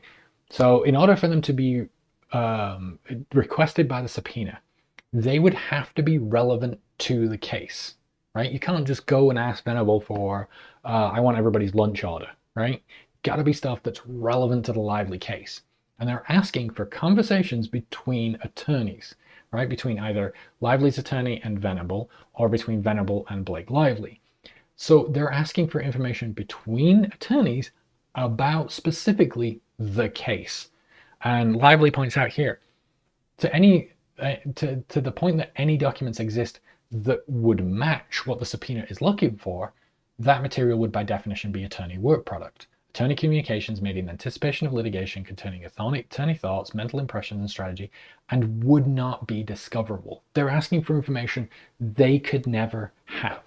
Not, because Lively argues like it doesn't exist. They're saying even if they did exist, it wouldn't be allowed under the scope of discovery because it is work product. Then they go on to point out that 2 months ago, the Wayfarer parties objected to a third-party subpoena on the grounds it sought Wayfarer's parties' phone records in a manner that was overbroad and violated the rules. Rule 26's overriding relevance requirement. So if you remember, Blake Lively had asked for all of the call log information and text log information, not the contents of the Wayfarer parties. And Wayfarer came back and said, even the phone numbers themselves would potentially reveal that Justin Baldoni had talked with 5 psychiatrists or 5 mistresses, and therefore it would be an invasion of privacy and it should be quashed. And it was quashed. Court granted that motion, holding that subpoena provided no way to segregate any relevant material that would have no relevance and would reveal sensitive personal information. They say, hey, this subpoena also directly implicates the Lively party's privilege and rights, and therefore it should also be quashed, right? If we're going to use the same level playing field, then the same reason that we didn't get the call logs because they were too overly broad, that should happen here. Gina Richardson, thank you so much. I appreciate that. Thank you. I'm grateful for you being a supporter. That means a lot. So I'm glad this is providing value for you. So thank you. Yeah, so sorry, it kind of tugged me a little out seeing that. So they're saying, look, for this reason, they should quash it, right? They haven't asked for it. They should have asked us first. And it is going to ask for stuff that is not discoverable by nature because it's work product. And then outside of that, they say, look, if it is, then they should grant a protective order on this if it is granted to protect their privacy. So, yeah. That was one of the top 10 funniest moments. Yeah, so that is where we're at with that, right? So nothing major so far. In light of that subpoena, Taylor Swift's representative gave out a statement to the press. She calls out that, look, Taylor's never set foot on the movie. I just want to make sure. Yep. This isn't playing audio. Taylor never set foot on the movie. She was not involved in any of the casting or creative decisions. She did not score the film. She never saw an edit or made notes on the film. She did not even see It Ends With Us until weeks after its public release, and was traveling around the globe during 2023 and 2024, headlining the biggest tour in history, which I love because shade. The connection to Taylor had to this film was permitting the use of one song, My Tears Ricochet. Given that her involvement was licensing a song for the film, which 19 other artists also did, this document subpoena is designed to use Taylor Swift's name to draw public interest by creating tabloid clickbait instead of focusing on the facts of the case. Now, that was also a phrase that was in Venable's motion to quash as well, right? They are trying to create clickbait instead of focusing on the facts of the case. Again, important because of what Freedman does next. So, at this point, I think it's this one, right? At this point, Lively's team then files a letter with Judge Lyman in the Southern District of New York to say, hey, heads up, we're submitting this letter to let you know that the Wayfarer party's third-party subpoena to Venable, they've filed this party to them, and the subpoena seeks all communications between Venable and Lively and all communications between specific attorneys, and that Venable have filed a motion to quash in a different court. So we're letting you know. It says here, in the interest of judicial economy and efficiency, the Lively parties have joined Venable's motion in full and filed a motion to intervene for the purposes of quashing the subpoena. Important here, we're not asking Judge Lyman to do anything. This is not a motion to quash in Lyman's court. This is simply a notification to Lyman that, hey, this is what's going on in another court. That subpoena is being challenged in that court. We have joined them in quashing that. That's it. And that they haven't really explained why they want this stuff, so we're quashing it, right? Again, procedural letter does not require any action, does not require any response. It's just a heads up to the judge. Freedman, however, saw it another way and immediately responded to it. Let me go pull it up. We write in response to the letter filed by the plaintiff, Blake Lively, concerning their requested intervention in the action in the United States District Court for the District of Columbia seeking to quash the Wayfarer party's subpoena. Wayfarer parties anticipate that Venable's motion to quash will be mooted in short order, as their counsel and Venable are conferring in good faith. Now, if that's the case, why did Venable file a motion to quash in the first place? Anyway, the Lively defendants insist that the subpoena seeks irrelevant information is wrong. The subpoena aims to obtain discovery relating to witness tampering and evidence spoliation. Basically deleting evidence, getting rid of it, destroying evidence. He brings this up in this letter. It's not part of it. I will bring up the email basis in a second about it. He says, Wayfarer parties counsel are informed and believe, based on information from a source who's highly likely to have reliable information, Miss Lively requested that Taylor Swift delete text messages that Michael Gottlieb of Wilkie Farr, counsel for the Lively defendants, contacted a Venable attorney who represents Miss Swift and demanded that Miss Swift release a statement of support for Miss Lively, intimating that if Swift refused to do so, private text messages of a personal nature in Lively's possession would be released. So she asked her to delete text messages and also threatened her that unless she issued a public statement, she would release her text messages. Now, it's important to point out, Taylor Swift never issued a public statement, and those text messages were not released. So as we talked about at the beginning of this, Blake Lively is the worst extortionist ever, because she keeps asking for things that she doesn't get, and nobody seems to take her seriously. Yes, so we'll get to that moment now in a moment. So it says the Wayfarer County Council are further informed to believe that a representative of Ms. Swift addressed these inappropriate and apparently extortionate threats in at least one written communication transmitted to Mr. Gottlieb. It is those communications that the Wayfarer parties seek a buy of this subpoena. As stated, the Wayfarer parties council are in active discussions with Venable. Should those discussions prove unfruitful, the Wayfarer parties will either oppose the motion to quash or withdraw the current subpoena in favor of an amended subpoena seeking only communications in question. Now remember, his subpoena was incredibly broad. I think I still have it up here, right? If he's saying that he wanted those communications, why is his subpoena so broad, knowing that he's asking for privileged information, that he's asking for work product? Why not ask specifically for the information that he's after, right? Even he should have asked Lively first, and then also, even if he's going in the end route to go get from Venable, he should have asked for what he was asking for. Even he admits, look, this might get rejected and I might have to file one that is more limited. So huge deal, right? So there's a lot to talk about in this, but first, before we get to that, I do want to see if I have the Lively letter, the Lively email. Financial emails, strike emails. I don't think I pulled that down. Oh, it is. Motion to quash email. Got it found. So as part of their filing, Lively included the email conversation. So Wayfarer say, hey, here we're giving you notices of the subpoenas that we're filing. Where Lively's letter goes, hey, hold up. We noticed the subpoena to Venable. We're evaluating whether we intend to eject, but it would be useful to understand your position on the following two topics. What? First, how the information requested in the Venable subpoena is potentially relevant to any of the parties' claims or defenses, and then all the legal authority that supports subpoenaing a law firm, particularly one that does not represent any third party served with discovery, for communications with opposing counsel. So they're pointing out that, look, why are you doing this? And second, anything you're asking for is work product. Wayfarer turn around and say, as a threshold matter, who is we, Miss Lively? If so, a back and forth about relevance would be pointless in light of the well-established principle that a party lacks standing to challenge subpoenas issued to non-parties on the grounds of relevancy or undue burden, right?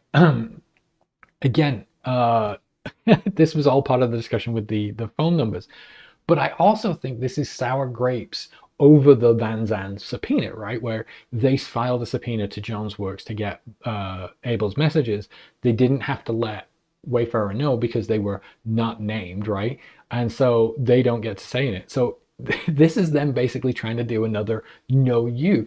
They're trying to wink to, that Van Zandt subpoena that you issued? Same deal. You're not named on this subpoena, so you don't get to say. Lively's lawyers correctly point out that there's no precedent for issuing a subpoena for them. And, we are entitled to know the purpose of the subpoenas you serve, including to third parties. They are telling them again that third-party subpoenas must be limited to non-privileged material. So asking for work product is not relevant, is not on the table, and they haven't said why it's relevant. And they say we intend to work directly with Venable and its counsel, and this was May 6th before they filed. And they say, well, look, what do you, we intend to work with Venable and its counsel. Do you mean that you don't intend to confer with us? Uh, Let us know by close of business, or we'll proceed accordingly. So Wayfarer are trying to say that we're working with Venable, and so we're going to carry on. Yet when they did, Venable turned around and did a motion to quash. So clearly, whatever they're working with Venable doesn't seem to be working. But anyway, to go back to Freedman's email, this is a big deal. They're accusing him of, extortion, fraud, crime, witness tampering and evidence violation. Huge deal. I don't know as a lawyer, but I would imagine that probably impacts your ability to practice law. So they're not just like making claims, they're threatening his status as a lawyer. My understanding. Again, I don't know if that's true. Maybe chat, you can tell me whether that's true or not.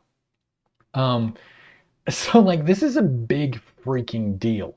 And they're putting it in this letter. And again, this letter is just them responding to the letter saying no action needs to be taken.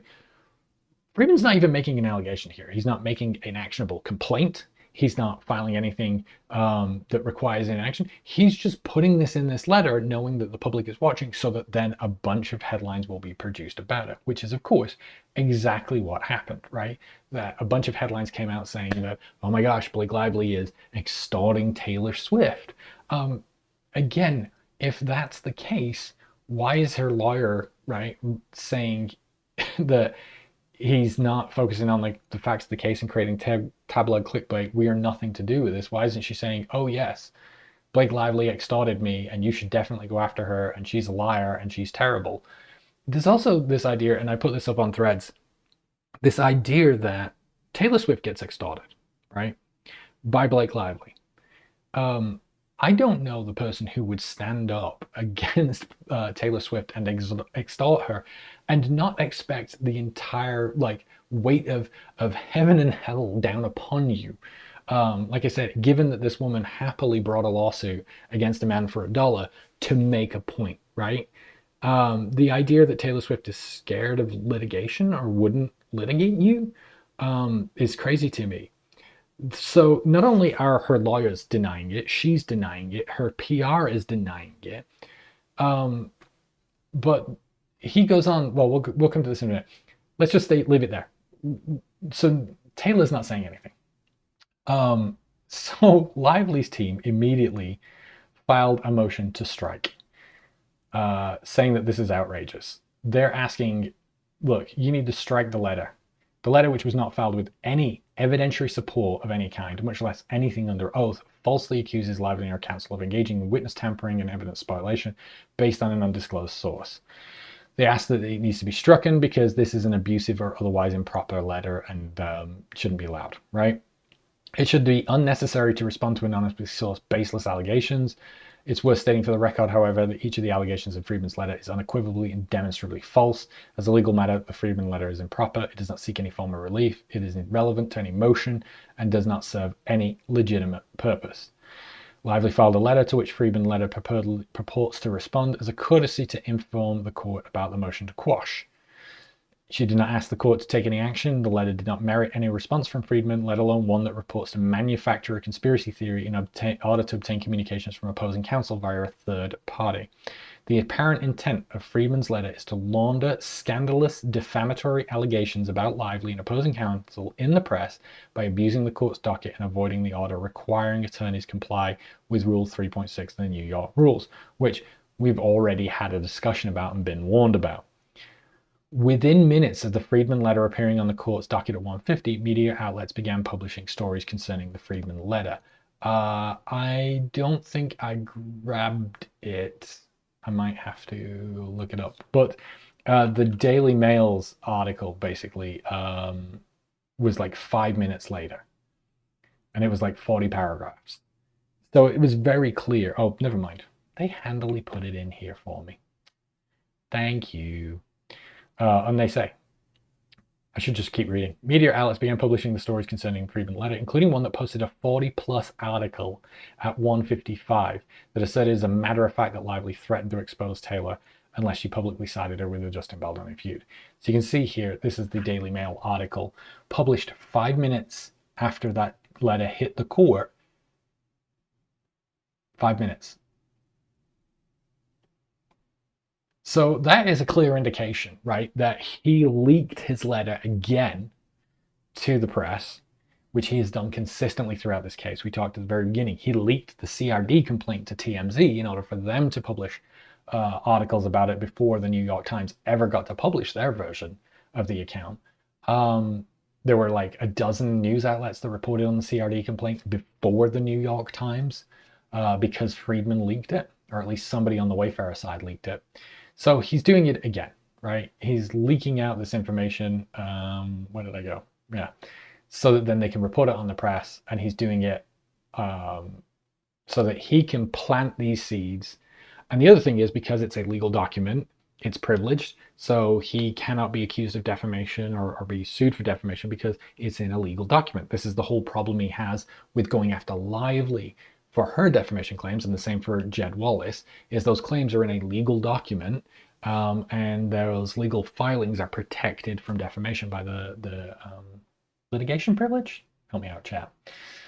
So, you know, he's basically using that same mechanism offensively to make false statements in the court and then get the press to report those false statements and make it look like fact because it's in court documents. During a hearing on February 3rd, they point out the court explained to the parties it would intervene if this turns out end up being litigated in a press that would prejudice the opportunity of parties to a fair trial.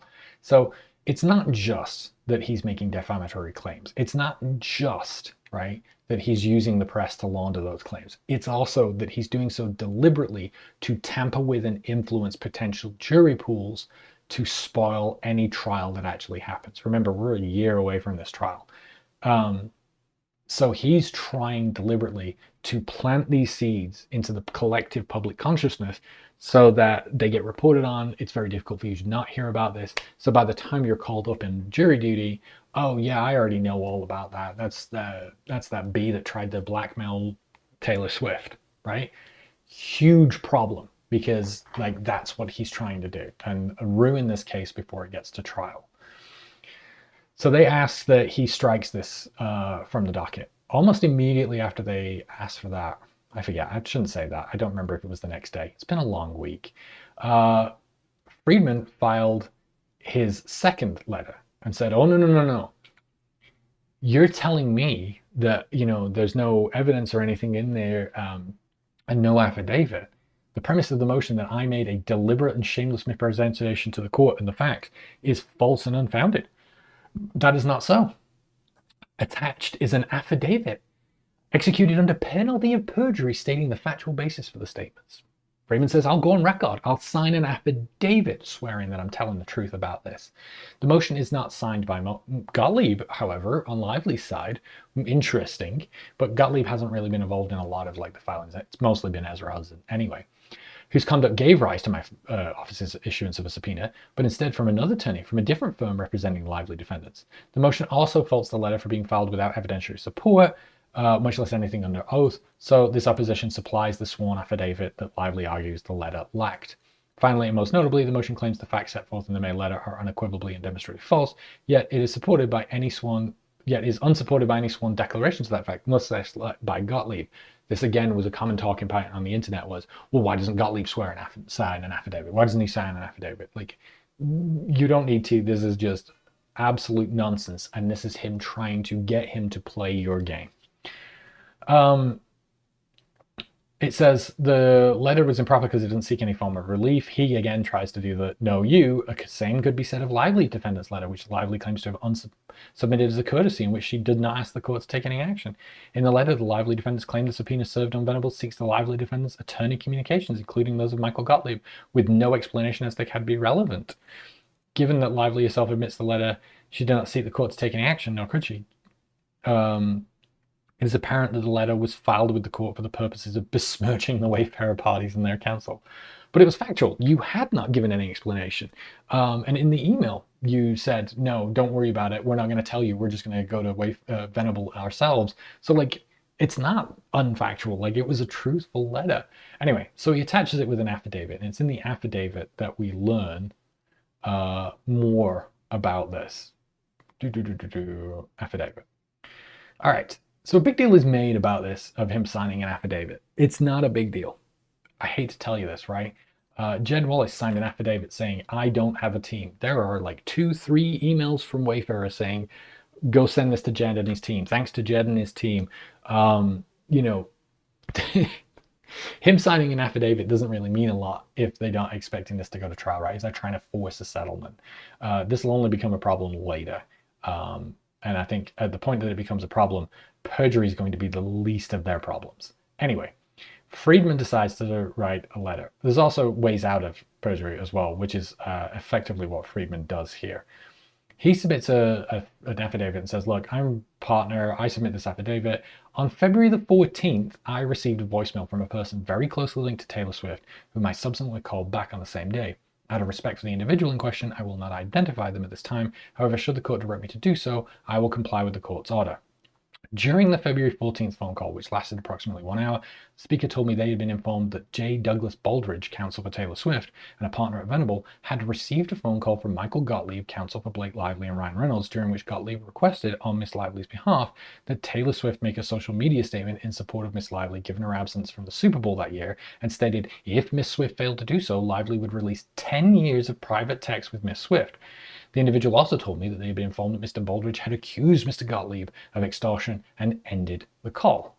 During the same February 14th call, the individual told me that they had been informed that 4 or 5 months earlier, Lively had requested Swift delete her text messages with Lively. I was connected to this individual through a mutual friend who informed me that the individual wanted to talk. We have had several phone calls since February the 14th. On a later call with the same individual, that individual told me that Baldridge had sent a written communication to Mr. Gottlieb relating to their phone conversation. My office issued a subpoena for the purpose of seeking the aforementioned written communication. So again, he's asking for a very specific piece of information about a very specific call that was not part of the subpoena. His subpoena was much broader. Remember, he was asking for 3 years of information, but he doesn't seem to know when this call happened.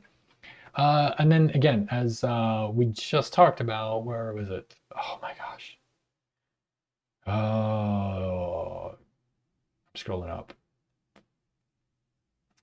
Subtle murder. There we go. I had to scroll up. As subtle murder had said, right? This was brought up in February the 14th. So February 14th, you find out that opposing counsel is trying to spoil evidence, spoliate? I can't remember. Destroy evidence, right? Opposing counsel is actively destroying evidence in your case. They're asking people to delete messages. They're destroying evidence, right? They're also extorting and threatening witnesses. They're tampering with witnesses, right?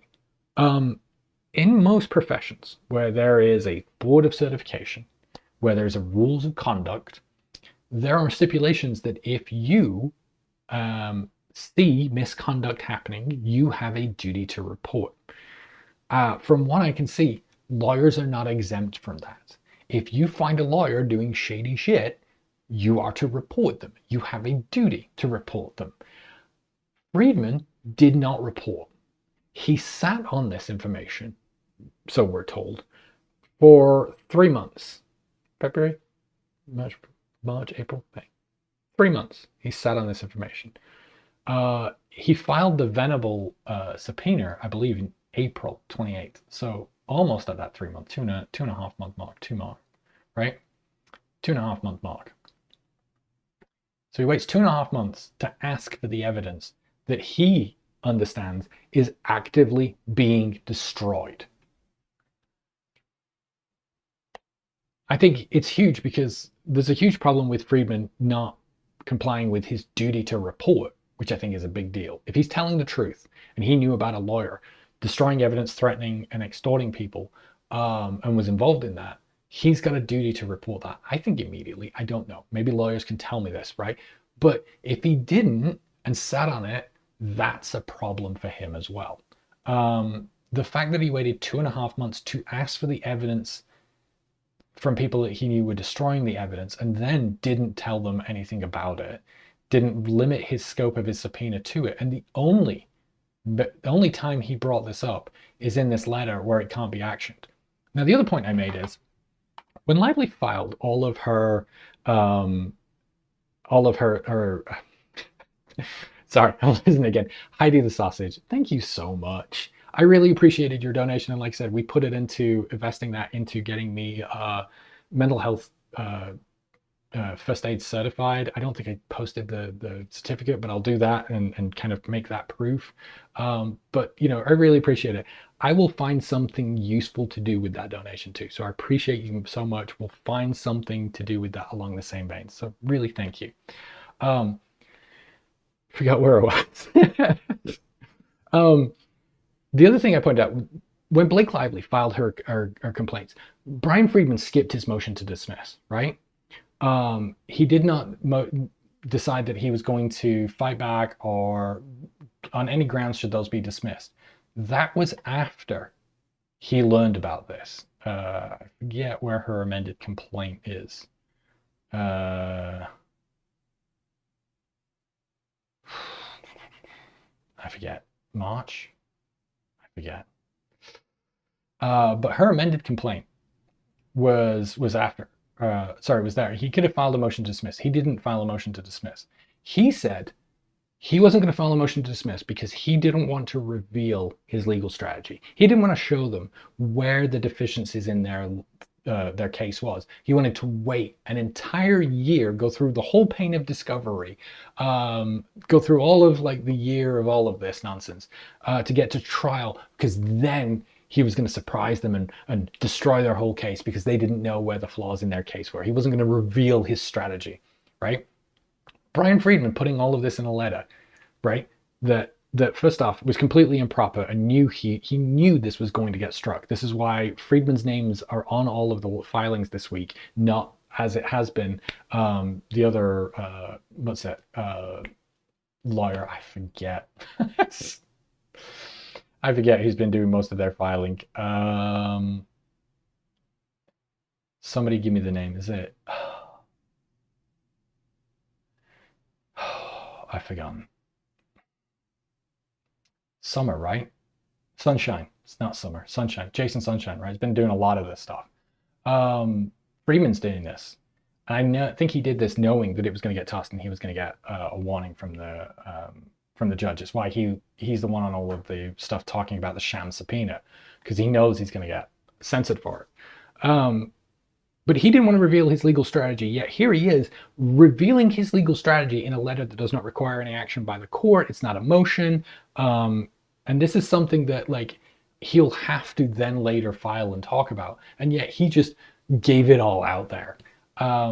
So he filed this letter and immediately, well, not immediately, but the next day, I think, no, it was pretty quick after. It was fairly immediately after this. Judge Lyman decided to strike it. Now, credit to More with MJ, because I did not know this. But he didn't just strike the letter that Lively had asked him to strike. He also struck the second letter and the affidavit sua sponte. I don't know if I'm getting the Latin right for that. Which means without anybody telling him. It's rare for a judge to step in and intervene and do something on their own, right? For this to be so bad and egregious that the judge is like, oh, hell no, that's not good, right? It's not good. So in his letter, he basically says, this motion is made because the court's inherent power to prevent abusive or improper use of its docket, the motion is granted. He goes, including the power to strike materials outside of pleadings that are abusive or otherwise improper, and that we should protect the judicial process from being co-opted to promote scandal rising out of unproven, potentially liable statements. He then goes on to say, it's stated that a district court has not only the power, but reasonable responsibility to exercise supervisory power over its records and files to ensure they're not used to gratify private spite or promote public scandal or serve as reservoirs of libel statements for press consumption. So he's providing his basis here, right? These are the court cases I'm going to use. Then he provides his summary, his judgment, right? The letter is improper and must be stricken. It is irrelevant to any issue before this court, does not request any action from the court. Baldoni's defenders stopped reading right there. They were like, oh, see, he filed it in the wrong court. He's not saying this is filed in the wrong court. He's saying this letter does not require any action and was unnecessary, so it needs to be stricken. But that's not the only reason. He goes on to say, the sole purpose of the letter is to promote public scandal by advancing inflammatory accusations on information and belief against Lively and her counsel. It transparently invites a press uproar by suggesting that Lively and her counsel attempted to extort a well-known celebrity. Retaining the letter on the docket would be of no use to the court, would allow the court's docket to serve as a reservoir of liable statements for the press consumption. He'd already used this quote here. He did not need to use this again. Judge, right? Trying to be impartial, doesn't want to say what he wants to say. So he's trying to use these quotes to basically say as best he can, right? He's actively calling Lyman's letter libelous. That's a big deal. He says the same is true of the subsequent letter and the affidavit, and they are struck for the same reasons. Second Circuit Court has noted that court filings may be abused to make potentially defamatory statements without the threat of liability, given that under New York law, absolute immunity from liability for defamation exists for oral written statements made in connection with the proceeding before a court. So you can say whatever you want in your filing, whatever you reasonably believe, without fear that you're going to get attacked for defamation for it, right? And it's the reason why they protect legal filings.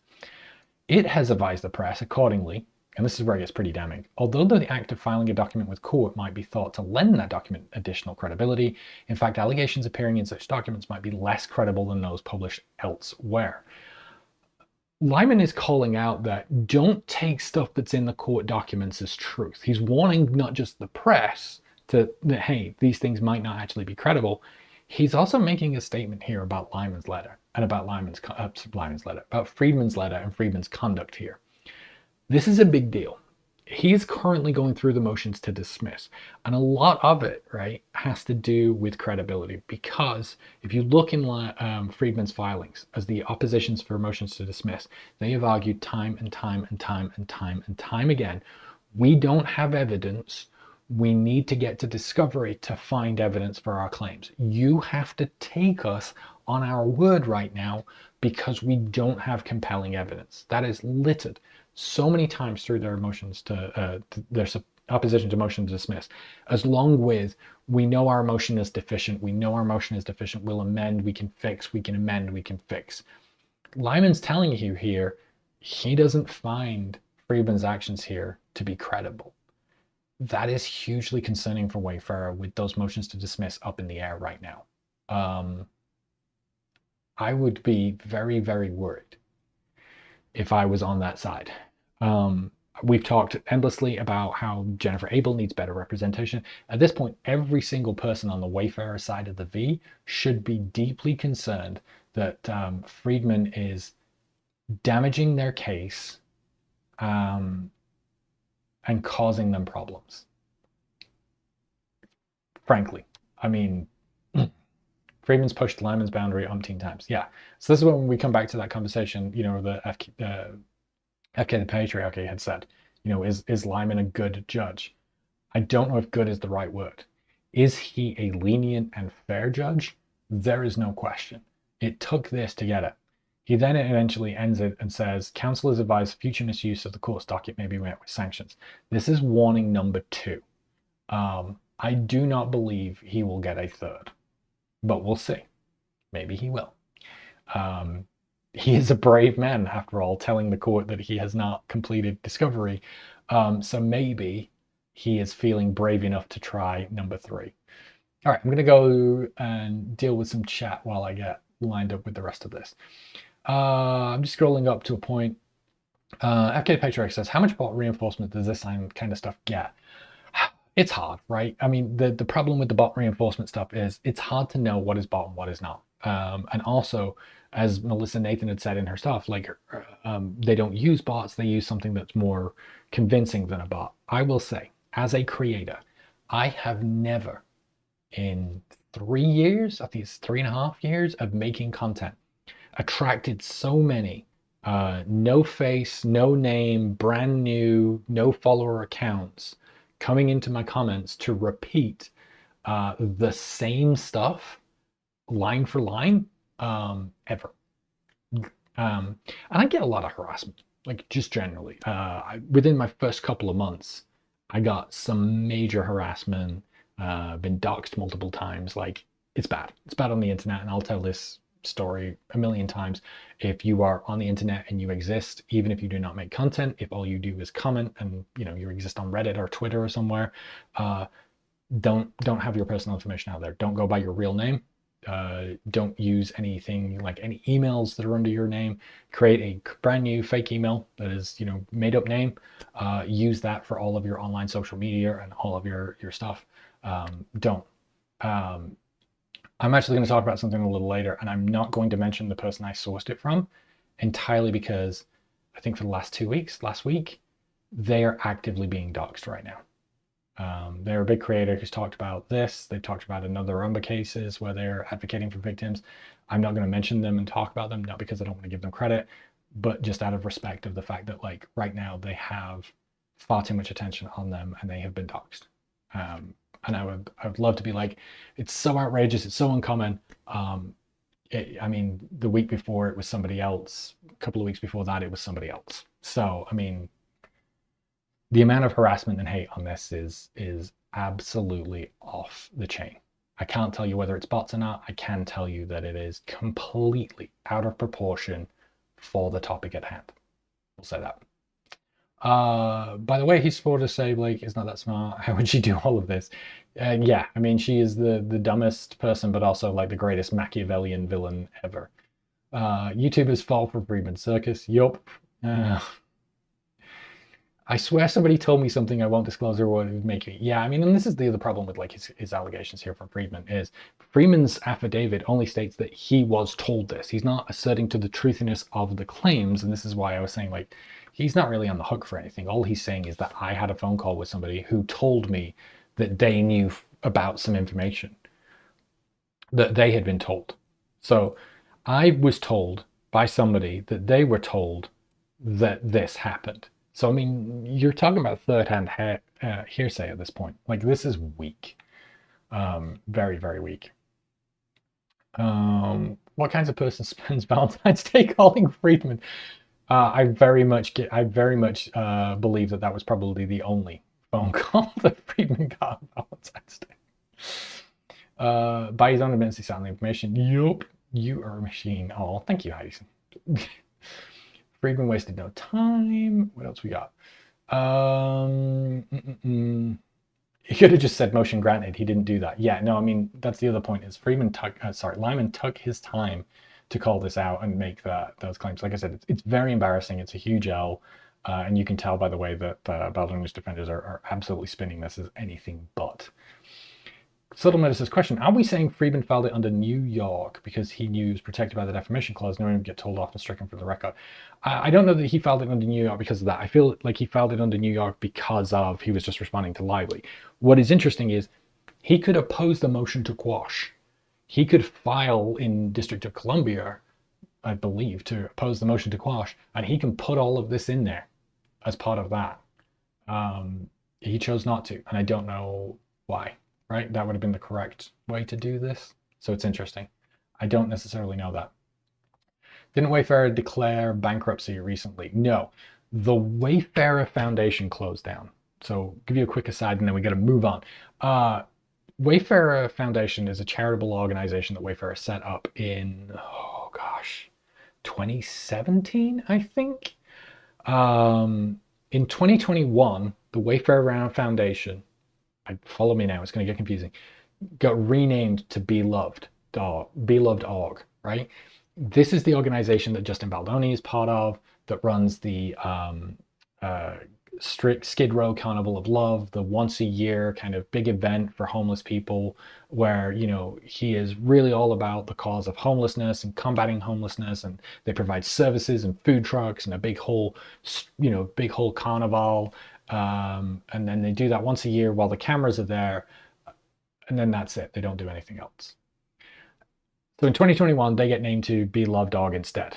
In 2021, a new Wayfarer Foundation gets set up, which just has like Baldoni, Sarowitz, and like one or two other people on the board. And that is the Wayfarer Foundation that existed up until recently, that was donating tens of millions of dollars to charitable causes. I think in the first year they generated like 10 million. I think in the next year the financials was something again like about 10 million. Steve Sarowitz poured $90 million of his own money contribution into that charity. I think it was almost 100 million. No, the Wayfarer Foundation, the 2021 foundation, their tax filings are reasonably fun. There's just a ton of grants. He pulls in, like I said, about 100 million. There's a ton of grants. There was still about 80 or 90 million left in assets as of like 2022 or 23. And then they announced recently that they are closing it. I would be interested to know what's happening to that 80 million. I wonder if that is also related to the 100 million that Steve Sarowitz said he was willing to spend to bury Blake Lively. And now that he's having to pay legal bills, that's where they're coming from. Also know that, you know, Lively's asking for that financial information. That might be part of the financial information that they're wanting, is to see where that money goes. So it's interesting. The Beloved organization is still going, and that is the one where there's like 20 people on the board, including Mitra, her surname I'm going to mess up, but the lawyer who was recently added on the Wayfarer side.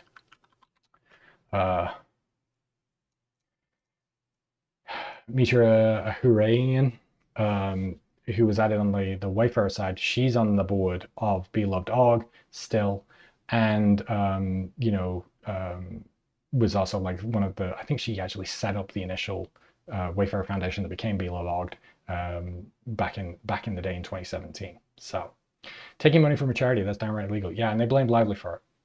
They said that, oh, you know, we've had to close it because of all of this going on.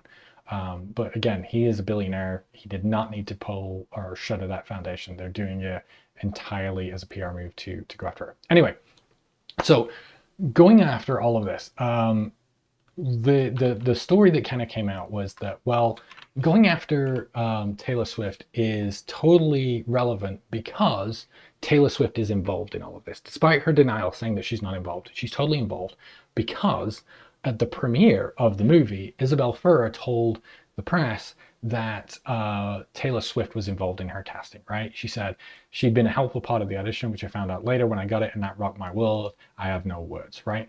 And so the accusation is, oh, she is, Taylor Swift was involved in casting, was telling Justin what to do, and back to the patriarchy. Thank you. Thank you so much. I appreciate that. Again, we will after all of this is done, I will find something to put that towards, right? Some training, something meaningful that will shift things along. I am slowly working on my theory of change. It's really good. I talked to Megan about it this week, and she's super excited about it. And she's like, "Oh my gosh, this could be like a workbook and all this stuff." So I'll share about that probably the end of next week, where I've got so far. It's only in the kind of like embryo stages, but we're making movement on it. And so like this will help going to support that. It's going to show a big change in like the normal TikTok content I do. Yeah. So anyway, back to the live. So anyway, they're saying that she was involved.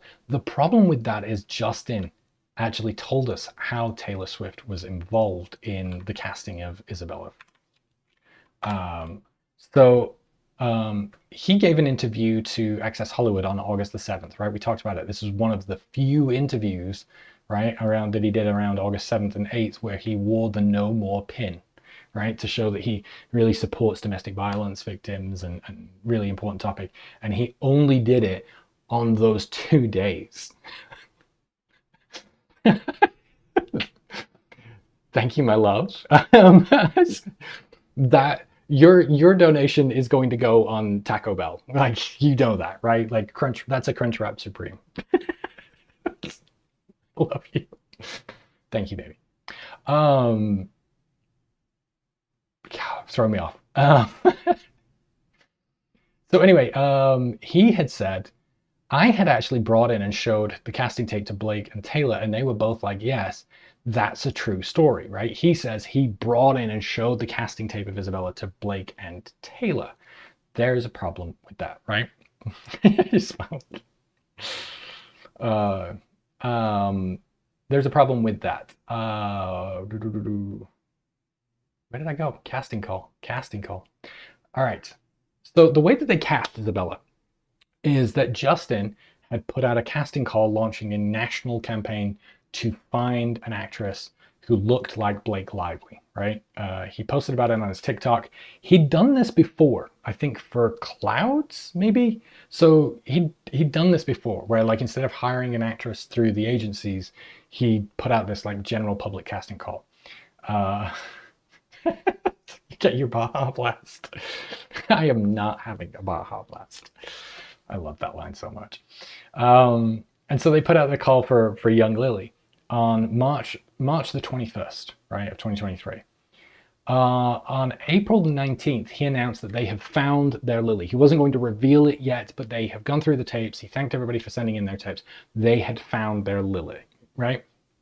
And so he'd done that by April the 12th. Now,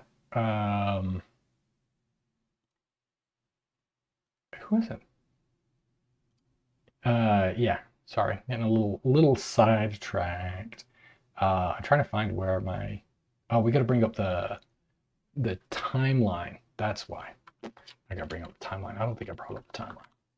Didn't bring up the timeline. Didn't bring up the timeline. So yeah, April 19th is when they have decided. He announces that they have found it. April the 12th, right? He says that he showed, or he said that he showed Taylor Swift the video, right? His complaint only really mentions one time that I can see where he is with Taylor Swift, right? Everything else is by conversation, everything else is by text message.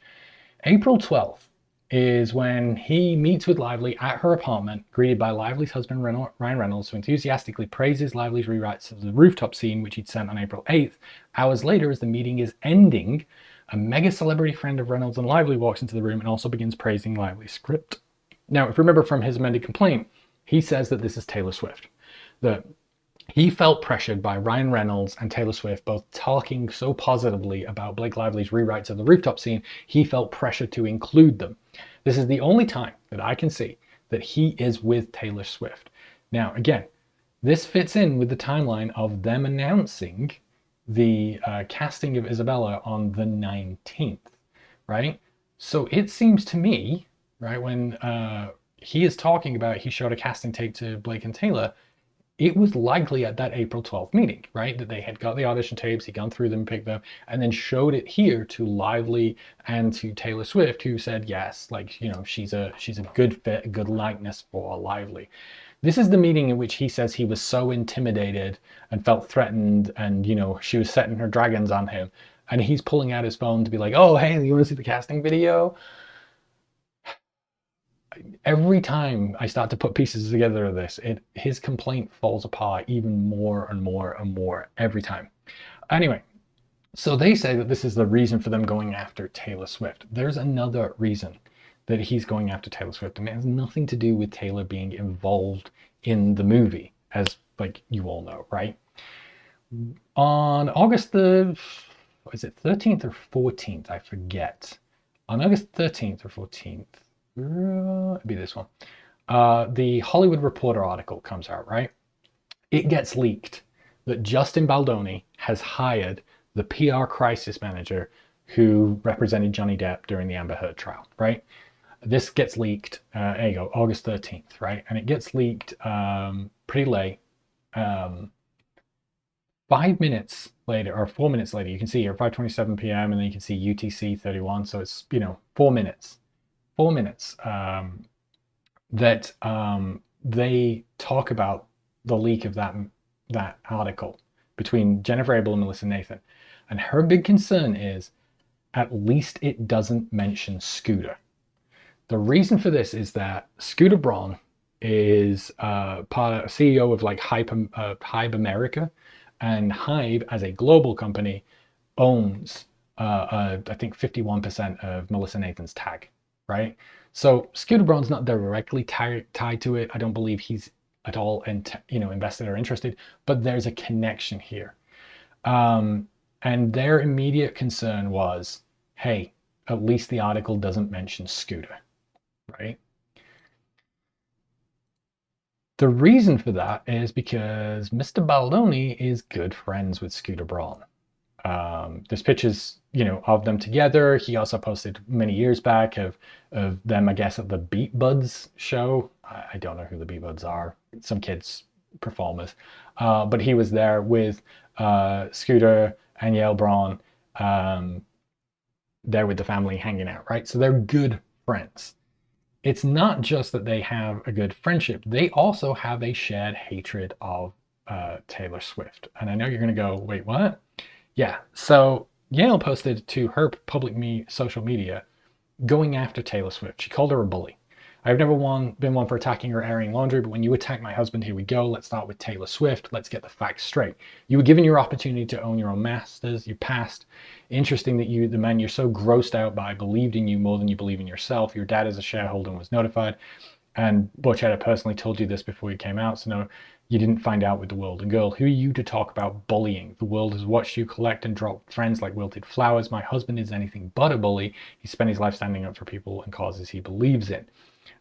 So they attacked and called her a bully. And Yael says here, Taylor Swift, I'm here to talk privately anytime. That post was liked by Mr. Baldoni. He was on there and happily liked that post calling Taylor Swift a bully. I know you're going to say, Brent, that's a huge stretch. Is it though? Is it that much of a stretch? Because if you remember from Blake Lively's CRD complaint, the scenario planning document, which Justin Baldoni and his team have confirmed is the accurate document that his team prepared to go after Blake Lively, right? They've confirmed that they did get together, they did plan this document to protect Baldoni and Heath's reputation, that they were worried that Blake Lively would make her grievances publicly, given that they had to, compromise with the premiere and, do the separate screenings. We feel she's going to do that.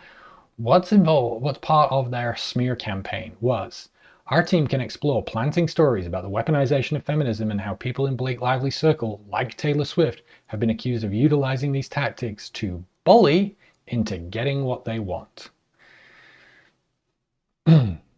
His whole thing literally calls out that they, were wanting to bully. I don't think I did. I think it was this, right? I did.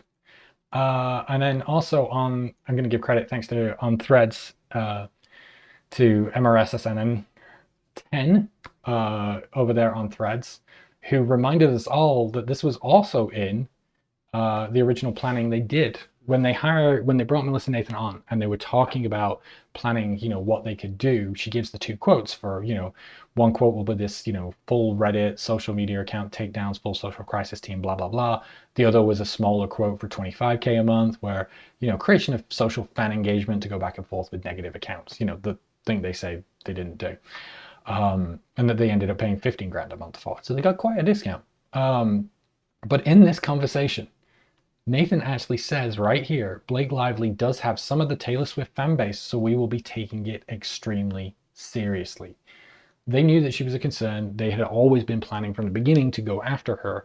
And so this idea that she is a bully is something that, Justin Baldoni was actively liking and believes, and comes from Scooter Braun and his wife. And they had built it into the foundation of the smear campaign against Blake Lively.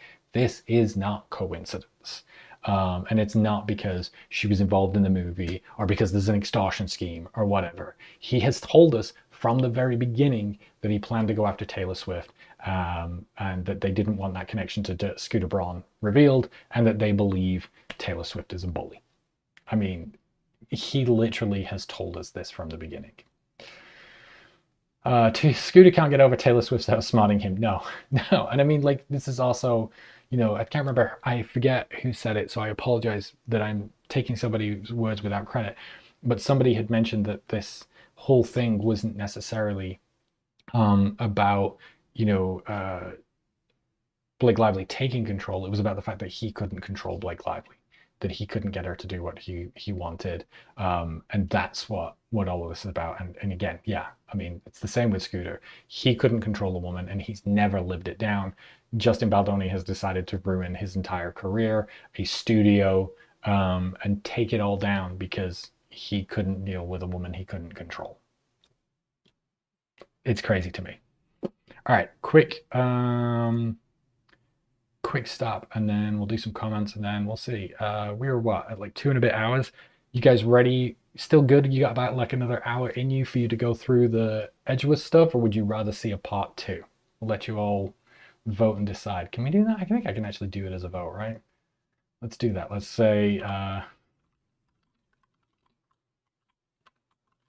go for another hour or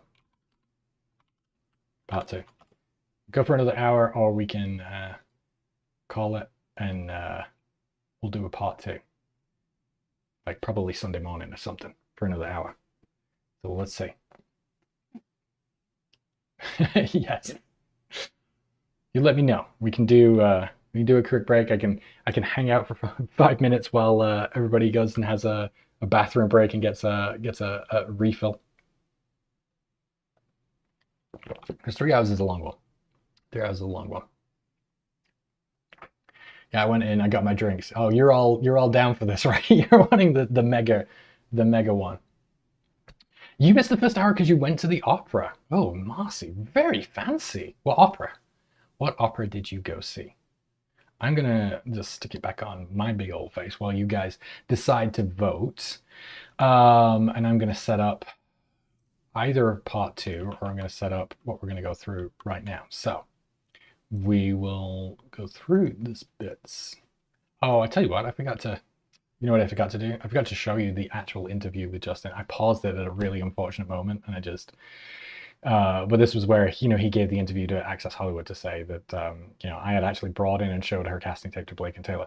Also, I forgot to mention, it is very Justin Baldoni that he shows up to Blake Lively's house and Taylor Swift just happens to be there, and he shows her the video, right? And he reframes that as, I brought in her and showed her casting tape to Blake and Taylor, and they were both like, yes. Like, you didn't bring them in. They were there. You showed the tape to them. I actually brought in and showed her casting tape to Blake and Taylor. So I just thought that was interesting. Oh my gosh, that was the thing, though. I think that I was surprised. And I guess I shouldn't have been surprised, right? Was with the subpoena, how much Swifties were so went after Justin. They lit him up this week. It was wild to see on Twitter just how much they were prepared to go to town and go after him. It's no wonder that Freedman did the move he did, because it very clearly they needed to do something to try and get the Swifties from going after Baldoni, because they had lit him up on Twitter. It was crazy. So, yup. All right, let's see. We got a vote. Everybody says 89%. Look at that necklace.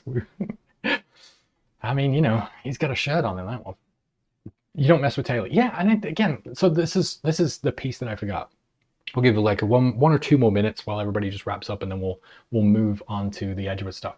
But this is the bit that I thought was really kind of bizarre to me, right? Taylor Swift is not issuing any statements. Her press, her PR person came out and said, look, this is a distraction from the facts of the case. We're nothing to do with this. Her lawyer's also shutting it down. They're filing to quash the subpoena. So you're telling me that Taylor Swift was extorted by a close friend, and she didn't decide to take any litigation action herself. She didn't have her PR handle it. She didn't have her law firm handle it. She leaked it to somebody to go to Bryan Freedman and Justin Baldoni to save and protect her. Like, she needed the menfolk to come in and save her from the evil Blake Lively. Like it's so steeped in like male fantasy thinking. Like, I'm not to say that it's not true, right? Who knows, right? Stranger things have happened. As I'm going to talk about as we close this out, once we finish with the Edgeworth stuff, Freedman has done this a lot. So it seems very likely that he's just doing what he always does and he's not telling the truth. Um, but this idea that like Lively wouldn't be able, I'm sorry, that Taylor Swift wouldn't be able to take care of it herself, I don't know. Like, I don't know. Like, I wish I was this creative as a storyteller. Tell me about it, right? The Baldonian of it all. Show up at someone's house because he's yes. Actually, while we're just taking that break, let me see if I can find it. Anna over on Threads had a really good thing. Let me see if I can find that. I've shouted her out before, so I know I'm okay. Kind of shout her out. I don't know if I can find it. Yes, I found it. Cool. Okay. While we're just taking a little mini break, let me share this with you. They did a whole cartoon. Sorry, I should show it and give credit. I was showing it and it wasn't on here. Anova Nolia, right? I've mentioned Anova Nolia before. They've provided some great information and some great insight. They did a whole like rendition of the cartoon. So let's just, I don't usually do this, but let's have a little bit of fun before we get back into it. So I apologize for being silly for a moment. Actress's husband and actress receive the director at their house. Actress and director sit down to discuss the script. As the meeting is ending, there's a knock on the door. Hey, her script is amazing. She's been working so hard and talking so much about it. Actress's best friend waits in the kitchen for the actress's cue, right? This idea she waited until the end of the meeting to jump in, to begin intimidation tactics to coerce the director into having her script approved, telling him to shush. The best friend is highly influential and uses her to extort. The script is going to be approved, understand? Begin intimidation tactics to coerce director into having her script approved. Having her husband and her friend is a dragon. And then he of course, understands that the script is going to be approved. Loved it. It was amazing. This is fantastic. Yeah. So thank you to Nova Nolia for giving us that little chuckle. Can you imagine Blake and Taylor saving a decade of tax? I mean, you're asking the wrong man here. Right? You're asking the guy with receipts. Decades worth of text. I don't think I've deleted a text. I think I've imported text messages on every phone I've migrated. So as long as Google has supported that feature, I still have those text messages. So I don't know. I probably do have about a decade of them. Anova is gold. Absolutely. Absolutely. Taylor could just issue a statement and bury Blake. Same kind of issue I had with them freaking out that Sloan said essay. Blake could have gone on 60 Minutes and flat out accused Big as well. So why would? Yeah, no, absolutely. Why would Sloan need to hint at it? Yeah, I agree, Junk Farm. I mean, like, if this was, Bryan Freedman's on the right thing with this, then, a quick statement and they would all do it. The reason they're being quiet is because they know they're not going to get dragged into making witness statements because those can be used in court, right? So everybody's staying quiet. He's trying to provoke them into saying something so then he can say, that wasn't true or whatever. The less you say, the better. Which is why Freedman running his mouth at every opportunity is going to cause them problems, right? And especially because we don't know who leaked the subpoena. And we have so much evidence of Bryan Freedman saying he didn't know about the subpoena, but somebody leaked the subpoena to the Daily Mail. Somebody did it. Anyway, all right, so let's get to Edgeworth, right? So that wasn't the only subpoena served this week, and it wasn't the only accusation of crime, which is why today's episode is called Crime, Crime Everywhere, because Bryan Freedman straight up accusing everybody of crime. Crime everywhere. Every law firm is doing crime, but not his. Every other law firm doing crime, but not him. He's not doing crime. Anyway, they filed a subpoena to Edgeworth. Edgeworth are the security services firm that JonesWorks hired to investigate the defamation websites about them. This is probably a good opportunity since we have some new people tonight to go back to the who's who, right? So when we're talking about this case, Wayfarer on the left here, Justin Baldoni, Jamie Heath, Tara Hanks, president, and Steve Sarowitz, who co-founded it with Justin Baldoni, were represented by the PR firm JonesWorks, which is headed by Stephanie Jones, and Jennifer Abel is an employee at JonesWorks and a partner at JonesWorks who was on the account for Wayfarer. So Jennifer Abel did the day-to-day PR for Wayfarer. Her boss was Stephanie Jones, who owned the company. Okay. So throughout all of this, we know that Jennifer Abel tried to leave JonesWorks, takes Wayfarer as a client, and allegedly do this, set up her own PR firm, and take a bunch of confidential information on the way out the door, right? That's what Stephanie Jones alleges against Jennifer Abel. So Edgeworth Security Services were hired by JonesWorks to do some investigation work, and they also got served with a subpoena from Wayfarer. That subpoena is insanely broad, exactly the same as with the Venable one. All communications concerning your relationship with Jones, all communications concerning your relationship with JonesWorks, communications between you and Jones, all communications between you and JonesWorks, communications concerning Abel, RWA, which is Abel's company that she set up, communications concerning Melissa Nathan of TAG, communications concerning TAG, Lively, Reynolds, Wayfarer, Baldoni, concerning the action, Sloan, Vision, Lively, Reynolds, everything. We want everything, right? Incredibly broad. So Jones filed a letter to the court. Oh my gosh, I've lost my notes now. Give me a second. Asking for a protective order. So she says, look, we're requesting a protective order because the Wayfarer parties are seeking a subpoena serving on Edgeworth security. That improperly seeks to obtain JonesWorks' documents outside the party discovery process and calls for documents and communications that are protected by JonesWorks' attorney-client privilege and work product doctrine. Again, work product coming up again. Any responsive Edgeworth communications with or documents regarding JonesWorks are protected from disclosure, and this court should bar the enforcement of the subpoena to the extent it calls for production of such documents. So she goes on to say this is what's in there, that we objected to these requests on March 13th. And then, we meted and conferred, but we were unable to resolve. And then unable to resolve it, basically what happens is they then served the subpoena on Edgeworks and Edgeworth instead, and tried to go around her. So again, this is the same thing as with the Venable one. They are in an impasse, can't work it out. So instead of trying to figure it out, they go around her and try to request these documents from the third party themselves. But again, much as we talked about with Venable, these communications all concern, here, at least between you and, concern the parties themselves, and should be requested from them, not from Edgeworth. So much in the same way as with Venable, JonesWorks makes the case that they're required to seek them from JonesWorks, not from third-party services, right? Because all of this stuff up here is between JonesWorks and should come from them, not from the third party. They also say that you quash a subpoena if it's got privileged material, and they say that this is all privileged legal advice, and that this work product doctrine. This was all stuff that they did in preparation for litigation. The documents concerned relate solely to work Edgeworth has performed in connection with JonesWorks obtaining legal advice and preparing for potential litigation.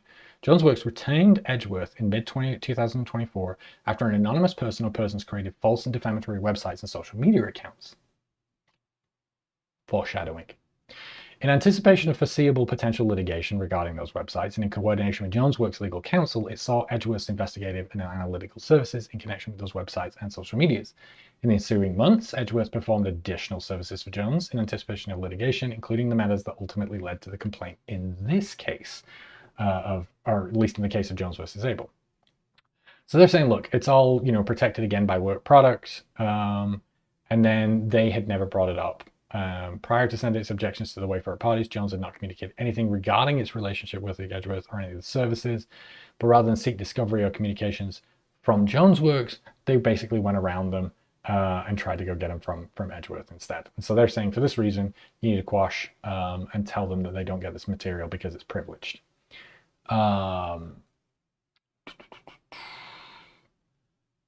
They then show their letters with Wayfarer, kind of talking about it. So the first off, they say, look, we're writing to you. Among the subpoenas, 17 requests for production, request number 3, call for communications between Edgeworth and Jonesworks, calls for documents concerning Jennifer Abel. It's all protected by work product doctrine. So you're not getting this, right? So they're literally telling them Jonesworks were trying them in preparation for litigation. Please write and confirm that you'll withdraw the subpoena regarding to those pieces because they're protected. They guess they didn't work it out, so they write them a second letter to tell them again, look, we discussed with you that this was not there, that, we've reviewed our documents and that they are privileged. And again, we object to the subpoena as an improper means of obtaining party discovery.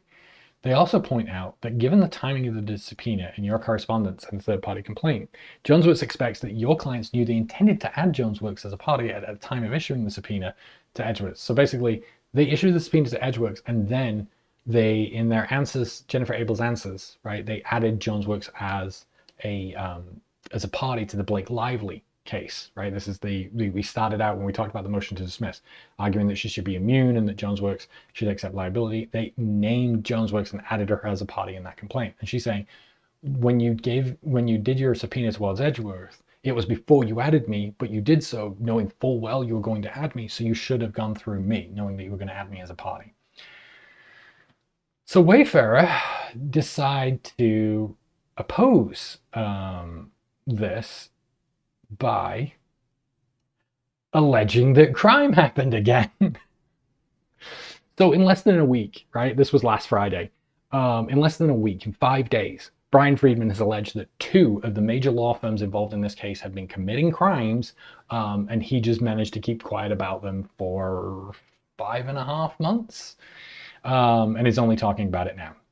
So he writes to Lyman saying, look, it is privileged, right? But only if, but there's an exception to the privilege, crime fraud, right? And this is this idea that if you're using your lawyer or those privileged communications, you're talking with a lawyer about ongoing committing a crime, then you're exempt, right? That stuff needs to be brought out.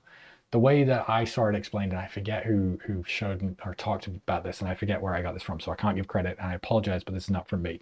Somebody had said it's the difference between if you walk into a lawyer's office, put a gun on the table and say, I shot somebody, right? That's protected. It's something that happened in the past, and that is protected by attorney-client privilege. If you say that you are planning to, then that would not be protected because it is an ongoing or future crime that you are contemplating. And so, you would have a duty to report it, and you could also, get communications about it, if that makes sense. And so that's what he's doing here. He's saying that that they are committing fraud or crime. And so because of that, their communications with Edgeworth are not protected by work product. So he goes on to say that on August 25th, Jennifer Abel arrived at Jonesworks' office where she was ushered by the security service into a conference room, falsely imprisoned by Edgeworth security personnel via its intimidation and implied coercion, coerced her into giving over her cellular phone. They say, and Edgeworth's technology personnel, who she was told was solely to facilitate the release of her phone number, in truth and without her knowledge or consent, Edgeworth's technology personnel forensically accessed everything from her personal iCloud and email on the phone, her text messages, emails, and personal photos, and delivered the materials to Jonesworks, which then had unrestricted access to them. So it's not specifically stated, but Edgeworth were brought in to look at the websites, the defamatory websites that were created about Jonesworks. I also think that they're the ones who uncovered the document transfers that were detected, which was then how Abel was terminated, right? Because they'd seen her, or they believed her to be copying files off the network and stealing confidential information and proprietary information. So I think it's not stated, but it seems very likely that given that Edgeworth were present when Abel was terminated, that they inspected her laptop and her phone, that it was them who kind of believed that she had copied those documents out. So he goes on to say that, they acknowledge that they were forensically extracted. He goes on to, again, argue what's in his complaint, that it was a violation of the Computer Fraud and Abuse Act because they accessed her cloud accounts, which again, I don't see, and that, it violated the Wiretap Act, again, which is just what's in his complaint. because the Jones works intentionally intercepted, used, or disclosed electronic information from Abel's mobile device, email, and iCloud accounts, because Jones works diverted those communications to Blake Lively. Again, wiretapping doesn't count for messages that are at rest. If they've already been sent, if they are sat on a server or they're sat on your phone, Wiretapping Act doesn't count, at least from my read. Again, not a lawyer, but keep that in mind. What we got? Chain of rumors says Freeman is the media lawyer. He only wants clicks from the public. Yep. Someone at Jonesworks outed Jennifer Abel. She thought to go with it. Everything, it makes so much money. I don't think anybody did. I think Bellmoon. I think Jonesworks is telling the truth that they only found out about all of this because of the file transfers. So yeah, I don't know. Don't know. Can we report him asking for a friend? I don't think so. As far as I know, complaints have to come from another lawyer to be legitimate, and there are heavy prices and policies around falsely accusing another lawyer. It's why a lot of lawyers will be very skeptical to say anything bad about another lawyer, at least as I understand it. Like, there's a very, very strict and rigid code of conduct about going after another lawyer. It's a big deal. So yeah, they talk about they got her communications. And so again, he comes back to say they issued this sham action, right? This is where he first launched about it. The true copy of the complaint from the sham action is attached. And so he attaches the Van Zam lawsuit and the removal of the lawsuit from as both of his exhibits, the discontinuation there in exhibit A. So he goes on to talk about they created this lawsuit so they could subpoena Jonesworks for them, which is, interesting, because he spent months saying there was no subpoena. Now he's saying, well, there was a subpoena, but it's all sham. It's all no good. Can't articulate why, though. I would love a good reason. But anyway, the plaintiff is an inactive corporation affiliated with Lively. It's not inactive. The New York one that's attached to the lawsuit is active. So he's again relying on incorrect information from TikTok or YouTube. Not great to be putting that in your legal filings, but hey, glad he is. The Van Zandt complaint is devoid of specific allegations against anyone, much less Abel. Relies on recitations of boilerplate legal jargon and implausibly alleges that Van Zandt's unable to identify its own contractual counterparties. So again, it's a repetition of what he's argued in his amended answers from both Wayfarer and Abel. Van Zandt did not name any of the Wayfarer parties in the sham action, blah, blah, blah, blah, blah. And then they surrendered the entire contents of the phone. The subpoena to Edgeworth seeks documents concerning Jones's receipt, use, and disclosure to Lively of Abel's communications, the facts of which are undisputed. But if that's the case, why not ask for the information from Lively or between Lively and Jonesworks, not Edgeworks and stuff? So anyway, he goes on to say that the sham action and sham subpoena, which were unquestionably designed to provide a false cover for Jonesworks' disclosure of Abel's communications to Lively without notice to Abel, constitutes serious litigation malfeasance.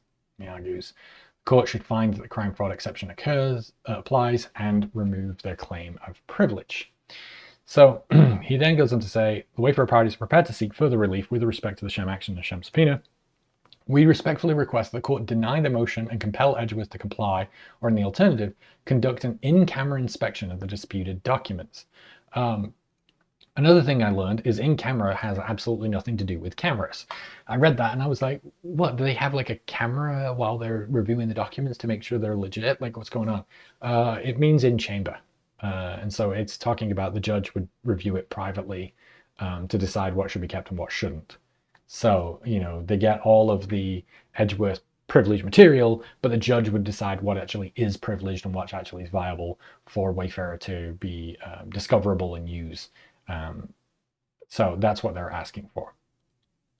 So Jonesworks responded. This was where last week, or like earlier this week, they then immediately filed for a motion to be able to file a letter, and then the judge said you can file a letter, but you've got to do it within the same day. I think this is it, right? So they finally write their letter and they say, look, the Wayfarer parties here have engaged in litigation by ambush. They assert an outlandish theory that they never raised during multiple conferrals. So again, we're getting the issue of conferral. And the court should reject their baseless arguments. Boom. As an initial matter, the Wayfarer parties failed to contest the documents they seek from Edgeworth are privileged documents. Indeed, by invoking the crime fraud exception, the Wayfarer parties have conceded the privilege. So they're pointing out here a legal mistake. What you always want to do when you're making arguments, so I'm told. Again, like, I don't know what I'm talking about, I'm not a lawyer, but what I'm learning is that as a lawyer, when you make certain objections or when you plead in a certain way, you end up shutting off other avenues of argumentation. So by saying, hey, we're invoking crime fraud, and that would be an exception to the privilege, the work product privilege and the attorney-client privilege, they're admitting that that exists. What they should have done is argue that in the alternative, and then argue also that they're not privileged, right? And then they keep open both arguments. So Jones Works here are actually kind of throwing shade on Wayfarer by pointing out that, like, oh man, you conceded a ton of ground here. You do accept that they're privileged documents. Now we're just talking about whether a crime occurred, right? As to whether your subpoena should be supported or not. So appreciate that. Thank you, right? So it makes their life a lot easier because they've conceded a whole chunk of the argument of whether those documents are indeed covered by privilege. So I love that. So anyway, they said the Wayfarer party's invocation of crime fraud fails to meet any of the requirements for the exception, and they've not otherwise challenged Jones' privilege. The court should uphold that privilege. They've fallen short in a sparsha of assessing a proper, let alone viable, invocation of the crime fraud exception. They must demonstrate that there's probable cause, that the client communication or attorney work impression was itself in furtherance of the crime, and that the particular communication with counsel or attorney was intended in some way to facilitate or conceal a crime, right? So they've got to demonstrate these things. The showing that the exception applies must be made to each communication, and they have the burden to submit evidence. So they talk about, look, they must present evidence sufficient to support a reasonable belief that a in-chamber review might yield evidence that establishes the crime fraud exception's applicability. And they must provide the court with sufficient facts supported by evidence. First, the Wayfarer parties failed to even connect any of their arguments to any of the privileged documents. They don't even try to explain, for example, how a category of documents from May 2024, and we're going to get into the actual documents in a minute, that relate to defamation against Jones Works 3 months before her termination could have been intended to facilitate an undefined purported scheme to post-termination conduct an events. So they're saying, look, they're asking for documents all the way back from May, which is well before she got terminated. So how can these be in support of a scheme to take her text messages off her phone when she's terminated and then send them to Blake Lively, right? Again, we saw this earlier, right? Where, in the motion to dismiss, she pointed out that, like, how could I have injured her in this smear campaign that happened months before the termination if you're arguing that that's what was the problem. And again, now they're arguing, well, the termination is the problem, but we also want documents from well before then. Like, the timing here doesn't line up. She also says then that the Wayfarer parties have presented no evidence. They present no evidence of their allegation that Jennifer was falsely imprisoned by security counsel, and then they put in a footnote. To the contrary, Abel dropped her claim that she was falsely imprisoned in response to Jones's Works' last motion to dismiss that was 2 weeks before. So this is a point that she brings up, and we're going to talk about this like litigation by ambush. They filed that letter almost immediately. I think it was within 2 hours. So they already had the objections ready to go. They'd copied and pasted them, and they included this claim that Jennifer Abel was falsely imprisoned, but they had already dropped that claim 2 weeks earlier from their amended answers that Jennifer Abel gave. So that suggests that letter was actually written 2 weeks ago. They'd forgot to take that out when they filed and posted it. Not a good look. They present no evidence of their allegation that Abel was coerced by Jones Works. And even if they hadn't pre-written it, the other argument here is that they're putting in something here in their letter that they've already conceded isn't even strong enough to make their amended claim. So they've given up and let go of it, and yet they're trying to then make that claim again in their letter, but they don't have any evidence. They don't even have a complaint about that anymore to support it. Anyway, to return the phone, Jones Works provided her for her employment. They present no evidence that Jones Works accessed everything from her iCloud or email accounts. They present no evidence of any specious criminal hacking allegations. Instead, the only documents they cite for their allegations is Abel's own amended countercomplaint, which is unsubstantiated and unverified and unsupported. A complaint is not evidence and cannot support the Wayfarer's attempt to invade the privileges. So what she's saying here is, Crime fraud exception, pretty serious. You have to provide substantiating evidence. The only thing they've done is repeat their complaint. Their complaint is not evidence and isn't strong enough by itself to support the crime fraud exception here. When boilerplate goes wrong. Yeah, I mean, hey, I love that they keep putting this in here so much. What am I missing?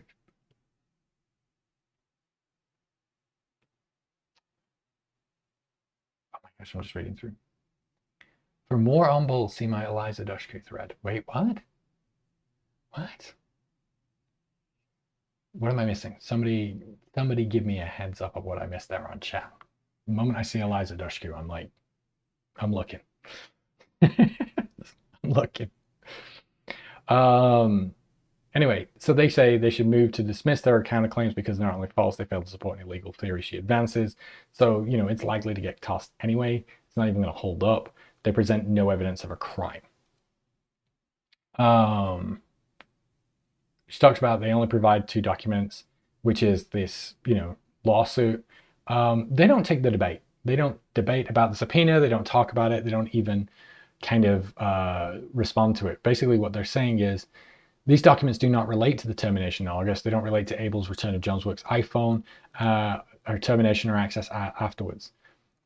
Even the Wayfarer's parties attempt to connect these 2 documents to Jonesworks supported nothing by wild speculation and yet more bold repetitions of things Wayfarer parties previously alleged. They basically say, their allegations of a sham action failed on their face, short of establishing any cogent theory of a crime or a fraud that would support the exception. Again, they're bringing up this subpoena and the lawsuit, but they can't actually talk about what the actual evidence is. They cite other case law saying look, these other cases actually included altered contracts and they're in their admission to altering them. So aside from their rhetoric, the allegation that Jonesworks colluded with Lively to issue a lawful subpoena in a case that Lively purportedly did not intend to full litigate would fall well below the fault of committing a crime that would justify the exception. They're saying that even if they're true about we went through this scheme and it's unlawful and they or well, not lawful, it's a lawful subpoena, but we came through the sham action and you didn't intend to litigate it, that still wouldn't meet your criteria for crime fraud. The Wayfarer party's lack of evidence is unsurprising as the facts they assert are false. Jonesworks did not imprison Abel. It terminated her employment in a conference room. It did not coerce her. It provided documents she reviewed and signed. It did not threaten her. It requested she return the phone that belonged to it, and she did, right? As they put in their previous complaints we talked about, she failed to steal what was ours, basically, by not keeping a company phone. It did not hack her iCloud account or email accounts or even access those accounts or any personal information. So now we're actually getting a strong denial that they ever did access that information. It forensically extracted data from the storage of an iPhone it provided to its employee during use of her employment. If the Wayfarer parties had evidence supporting any of their inflammatory assertions, they are presented to this court. They did not confirm the non-existence of evidence and defeats their opposition. So this is kind of revealing because if what they're saying is true, right? They give the phone to Edgeworth, and Edgeworth forensically takes all the data off the phone. They're taking all of the data at rest as it's stored on the phone.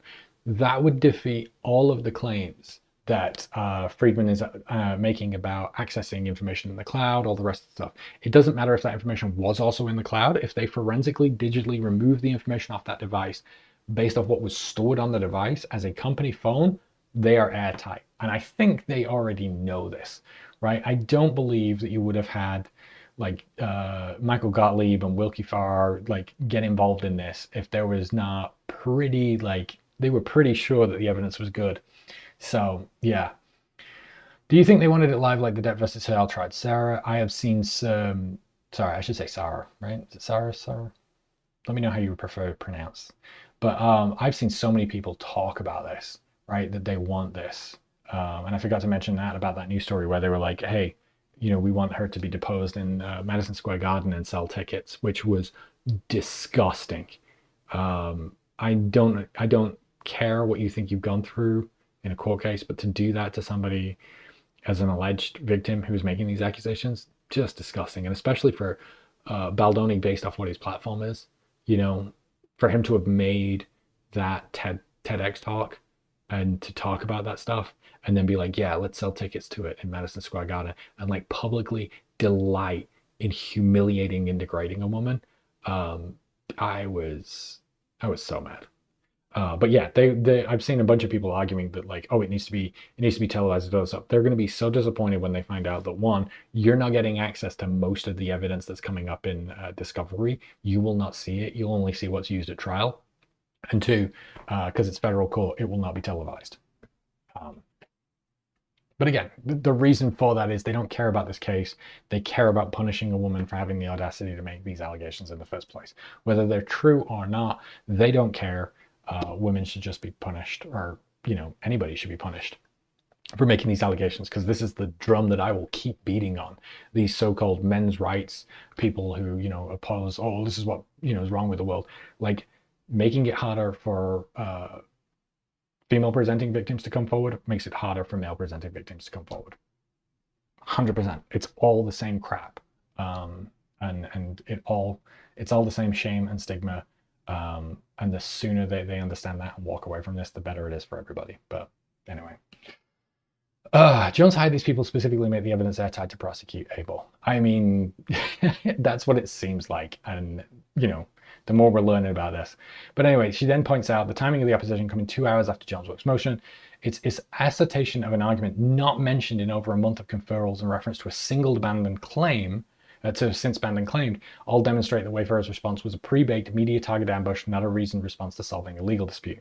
So essentially, what we got days before the Taylor Swift stuff was basically Wayfarer and Bryan Freedman doing the same thing, accusing Jonesworks of a crime, right?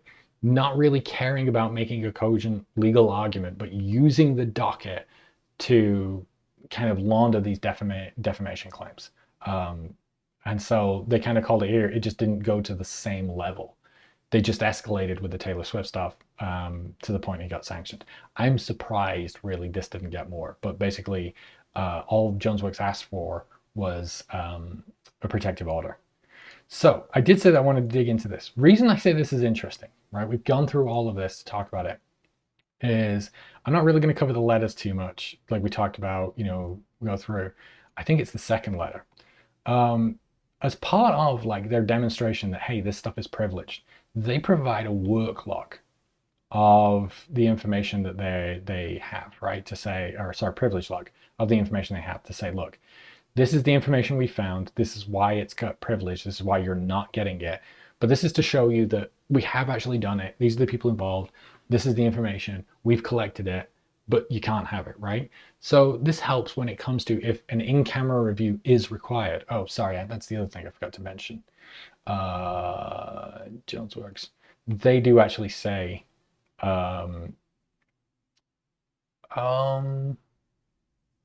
I thought they do actually say in here. Oh yeah, it's in the footnote. That's why.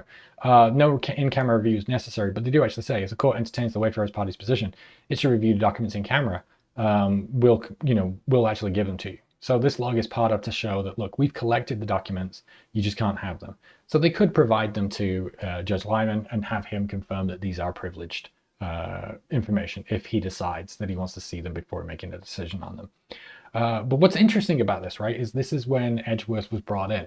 And these dates go all the way back to May 8th, right? May 8th, around that time, is when I believe they first start talking about Nathan in Jonesworks' complaint. I thought... yeah, it's here. No, in here. I thought she also hated Nathan as well.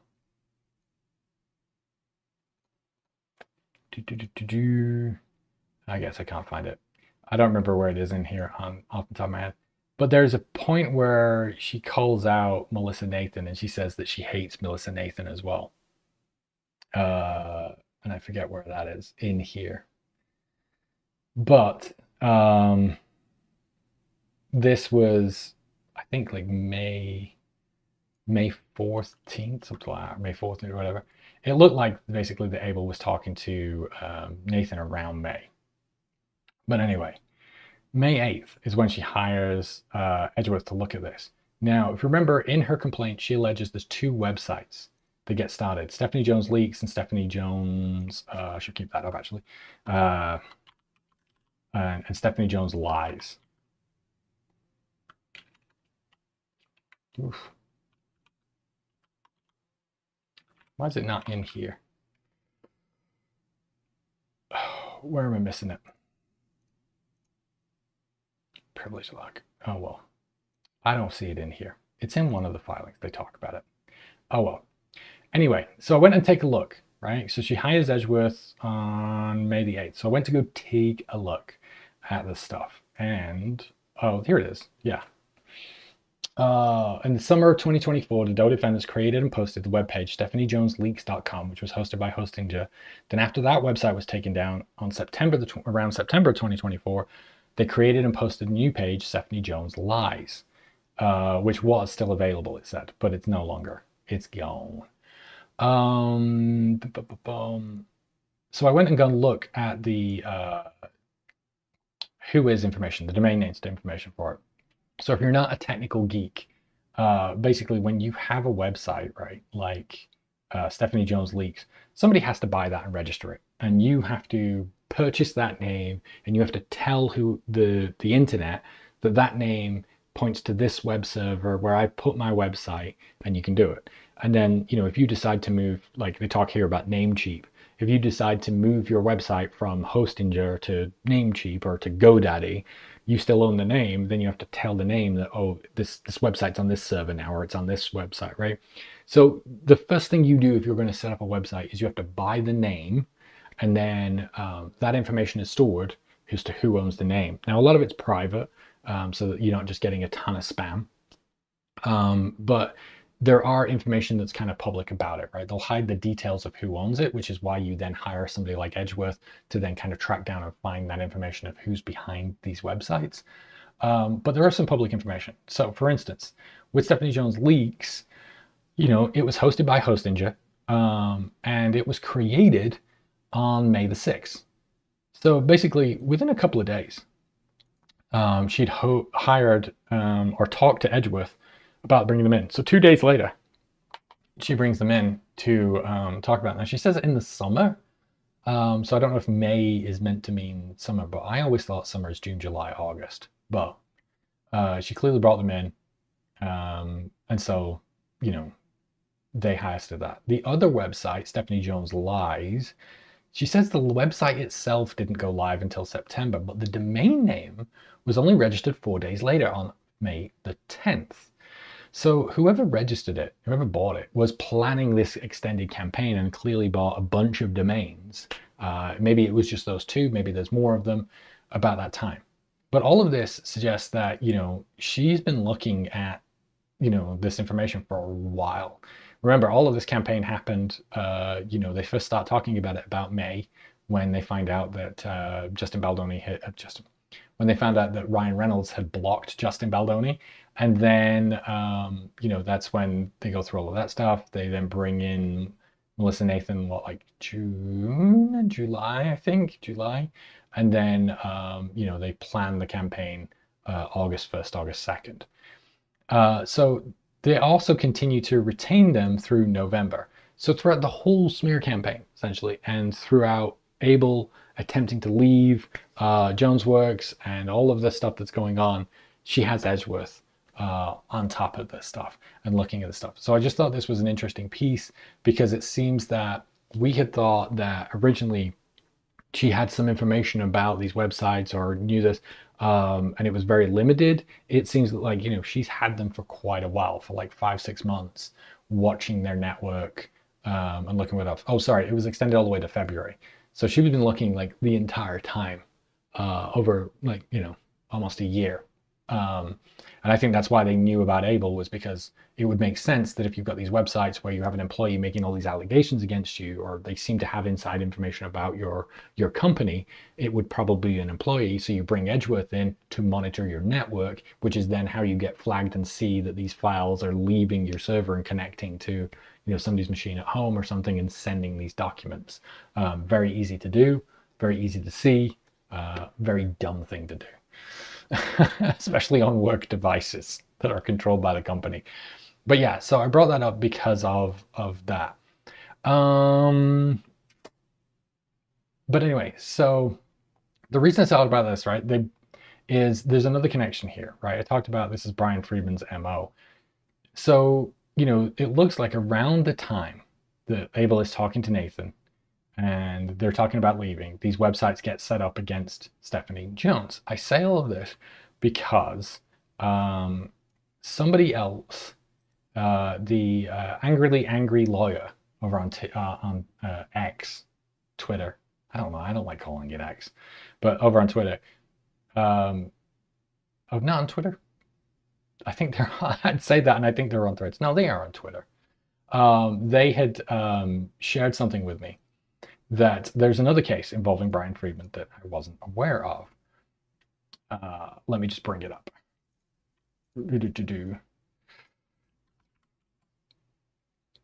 So basically what happens is a tech CEO is involved in a dom-sub relationship. The woman involved then sues him for getting him into a contract and, basically, tries to take him to court. I can't remember exactly. It's also tied into allegations with his company and all the rest of it. The long and short of it is that this guy, Christian, agrees to kind of pay $10 million in order to make things go away. And he misses a payment. And so he alleges in a countersuit against Bryan Freedman that he tried to extort him in return for this. And let me bring up his lawsuit. Now, he alleges that basically if he didn't pay another 10 million, that he was going to, keep taking him to court. He basically says, hey, pay me 10 million and I'll let you go. My smear campaign 6, page 6. The law firm defendants, in an attempt to leverage a higher settlement, hired fake third parties to develop fake websites and Twitter accounts to fabricate accounts of misconduct by Lang. The purpose of those fraudulent websites was to share fabricated stories of misconduct of Lang's professional network to his business partners' employees with a view towards embarrassing and intimidating him so he'd agree to pay even more than the sum already paid on the settlement. He goes on to say, while he was unrepresented, right? So while he knew that he did not have a lawyer, Freedman basically, informs him that he's in contact with the media and threatened him that media coverage, including the coverage resulting from the public filing of a complaint, would have a lasting effect on his ability to do business, and threatening that he was throwing away his future if he didn't basically pay an additional 10 million on top of what the Jane Doe had already obtained. In this regard, defendant Freeman texted Lang on September the 5th, stating explicitly the deal was to have 10 million paid by the 15th, and that if that happened, there would be no reason to file. Below is a screenshot of the exchange. Christian, I understand you're no longer represented by counsel. So Freedman already here knows that the person he's talking to does not have legal representation. This should already be a huge no-no. He shouldn't be doing it. But as we talked about, he did this with Tom Saldival allegedly as well. So this is a pattern of behavior where he continues to put pressure on people on the other side of the V when they don't have adequate legal representation, which is a huge ethical problem. And it's strange to me that we keep doing this every week and we keep finding more Bryan Freedman unethical behavior. How many of these lawsuits are there out there? Right? Are we going to keep doing this every week? How is this man still practicing law? I do not know, genuinely. He says, this is Bryan Freedman, counsel for 2 of the women filing claims against you. Been asked by a major media outlet if you would appear to explain your side of the story this week in conjunction with the claims being filed. He's asking him again, while he doesn't have legal representation, to go on media and talk about the lawsuit. What? They can have you appear by Zoom. It's unfortunate that your former lawyers allowed it to get to this point, but your failure to resolve has led to the permanent and irreparable harm that we've all been harmed. Throwing away your future and the mental well-being of these victims never needed to happen. He says, Bryan, I will get back ASAP with new counsel. Any kind of media will not help achieve any outcome, I'm afraid. Great answer from him. Very smart. Doesn't play into it, right? Like, I mean, this is a savvy answer. He says, Christian, I don't control the media, as you know, but once filed, cases take on lives of their own. So he's essentially threatening what he's doing here with the Blake Lively case, right? That I'm going to use filing litigation and the things that I put into that court to get press coverage of it to then pressure you into a settlement. Obviously, making payment avoids the filing. Is that happening today? Bruce offered $10 million paid by 815. If that happened, there would be no reason to file. Let me know if you want to go avoid this being much more difficult as our papers are ready to go. Hey, pay me $10 million and this case disappears. What? And again, he is putting this in a text message. I have a rule that I genuinely talk about when I see stuff like this. First rule of crime. Don't talk about doing crime. Don't document doing crime. Don't send text messages about doing crime. I mean, don't do crime would be a better approach, but like, yeah, it's wild. Yeah, exactly. Subtle murder. I'm not talking to the media. They're taking this themselves. Just wait. It gets worse. He says, payments can only happen if I close my secondary deal. That's the reality. I have no other assets and any media will tank it. Happy to explain in detail. So he's basically saying, look, I've got another deal going on. If you push the media, that deal will fall through and I won't have any money to pay you with. So, you know, up to you, mate. There is a different story all the time. I'd rather not see your future compromised, but how many promises can be broken without action being taken? I imagine you understand the mental state I am dealing with. Obviously better for lawyers to get clients money, but ethically, from Bryan Freedman. Sorry, that just got me. I hadn't fully read these text messages, genuinely. I have no choice but to follow my client's decisions. I was brought in for a conclusion. The unfortunate part is the lasting effect on your ability to do business, and it's a shame that you could make this go away instead of permanent destruction. Clear threats and intimidation and coercion. Like, what is this? It gets worse. We're waiting. We're reconnected. All right. So he goes on TMZ to talk about another story, the story we talked about 2 weeks ago, the reality reckoning, right? The whole Tom Sandoval, Bethany Frankel stuff, right? And he went on there to talk about that. And while he was there, you'll see here, he's holding up a copy of the contract that he had between the dom and the sub, right? The kind of prop that they use to talk about it. He shows that on TV. He's redacted the names, but he holds it up on TV, printed in a large, nice font so you can see it while he's on TMZ. Essentially, basically threatening, right? Showing him, hey, I have this contract. Would you like me to reveal this while I'm on TMZ? Faced with outright extortion without legal counsel, Lang was subjected to merciless, fraudulent social media campaign orchestrated by the law firm defendants and directed at Lang's professional contacts. So Lang then argues that Freedman employed third parties to go after him. Where are we? I think it's on page 19. He talks about it. So this is talking about the contract that they had. He alleges that he created a scheme to set up fraudulent social media accounts, disclose information on the material, knowing to portray him in a false light.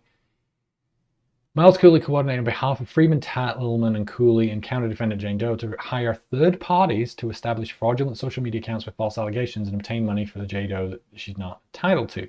Defendant Freedman was aware of the scheme, is named as a co-conspirator. The use of social media accounts to spread false allegations was not legitimately related to her claim and is not protected by the litigation privilege. So he alleges that basically Freedman and Cooley hired a third party to create fake social media accounts and fake websites to go after him. I don't know if I have, do I have the text messages? I don't think so. Oh, that's rough. Yeah, dude, there it is. I don't know if it's going to show on here. Will it show me this? Yeah, there we go. So basically, in reference to that, he shows this one Twitter account, not Christian Lang, that was created up to harass him. I have a lot to say, but it's taken me time to get to this point where I can say anything. The next couple of weeks, I'm going to be providing evidence of heinous actions so I can help other women get help. Thanks for understanding how difficult it is to talk up to Christine and the entire trade shaft board. I'm not going anywhere. None of us are. This is just the beginning. This is wild now that we have a pattern of behavior, right? We talked with Sandoval, we talked with, Jonesworks. Now we're seeing Blake Lively. Now we got Christian Lang. there is a repeated history of people who Bryan Freedman goes up against suddenly, out of nowhere, having all of this media harassment and social media profiles coming after them and fake websites, and it happens continuously. Um, I am so shocked and surprised that like every time we do this and we keep getting more and more of it. I mean, I guess I'm not really shocked and surprised. I guess I'm more surprised that this is allowed to continue and go on. So that's where I kind of Ryo really wanted to talk about the Edgeworth stuff, because it seems very much tied into the history of Bryan Freedman. And every time I look at another case that he's involved with, we see this. Now, ultimately, they asked for, um, uh, they talked about there was a conflict of interest involving Tradeshift, and they wanted him removed or disqualified. I don't think that happened. They shut it down because they said, I haven't seen the legal documents, but I think they said that the conflict of interest wasn't legit. All I know is that this went into private arbitration, so we don't know anything that happened afterwards.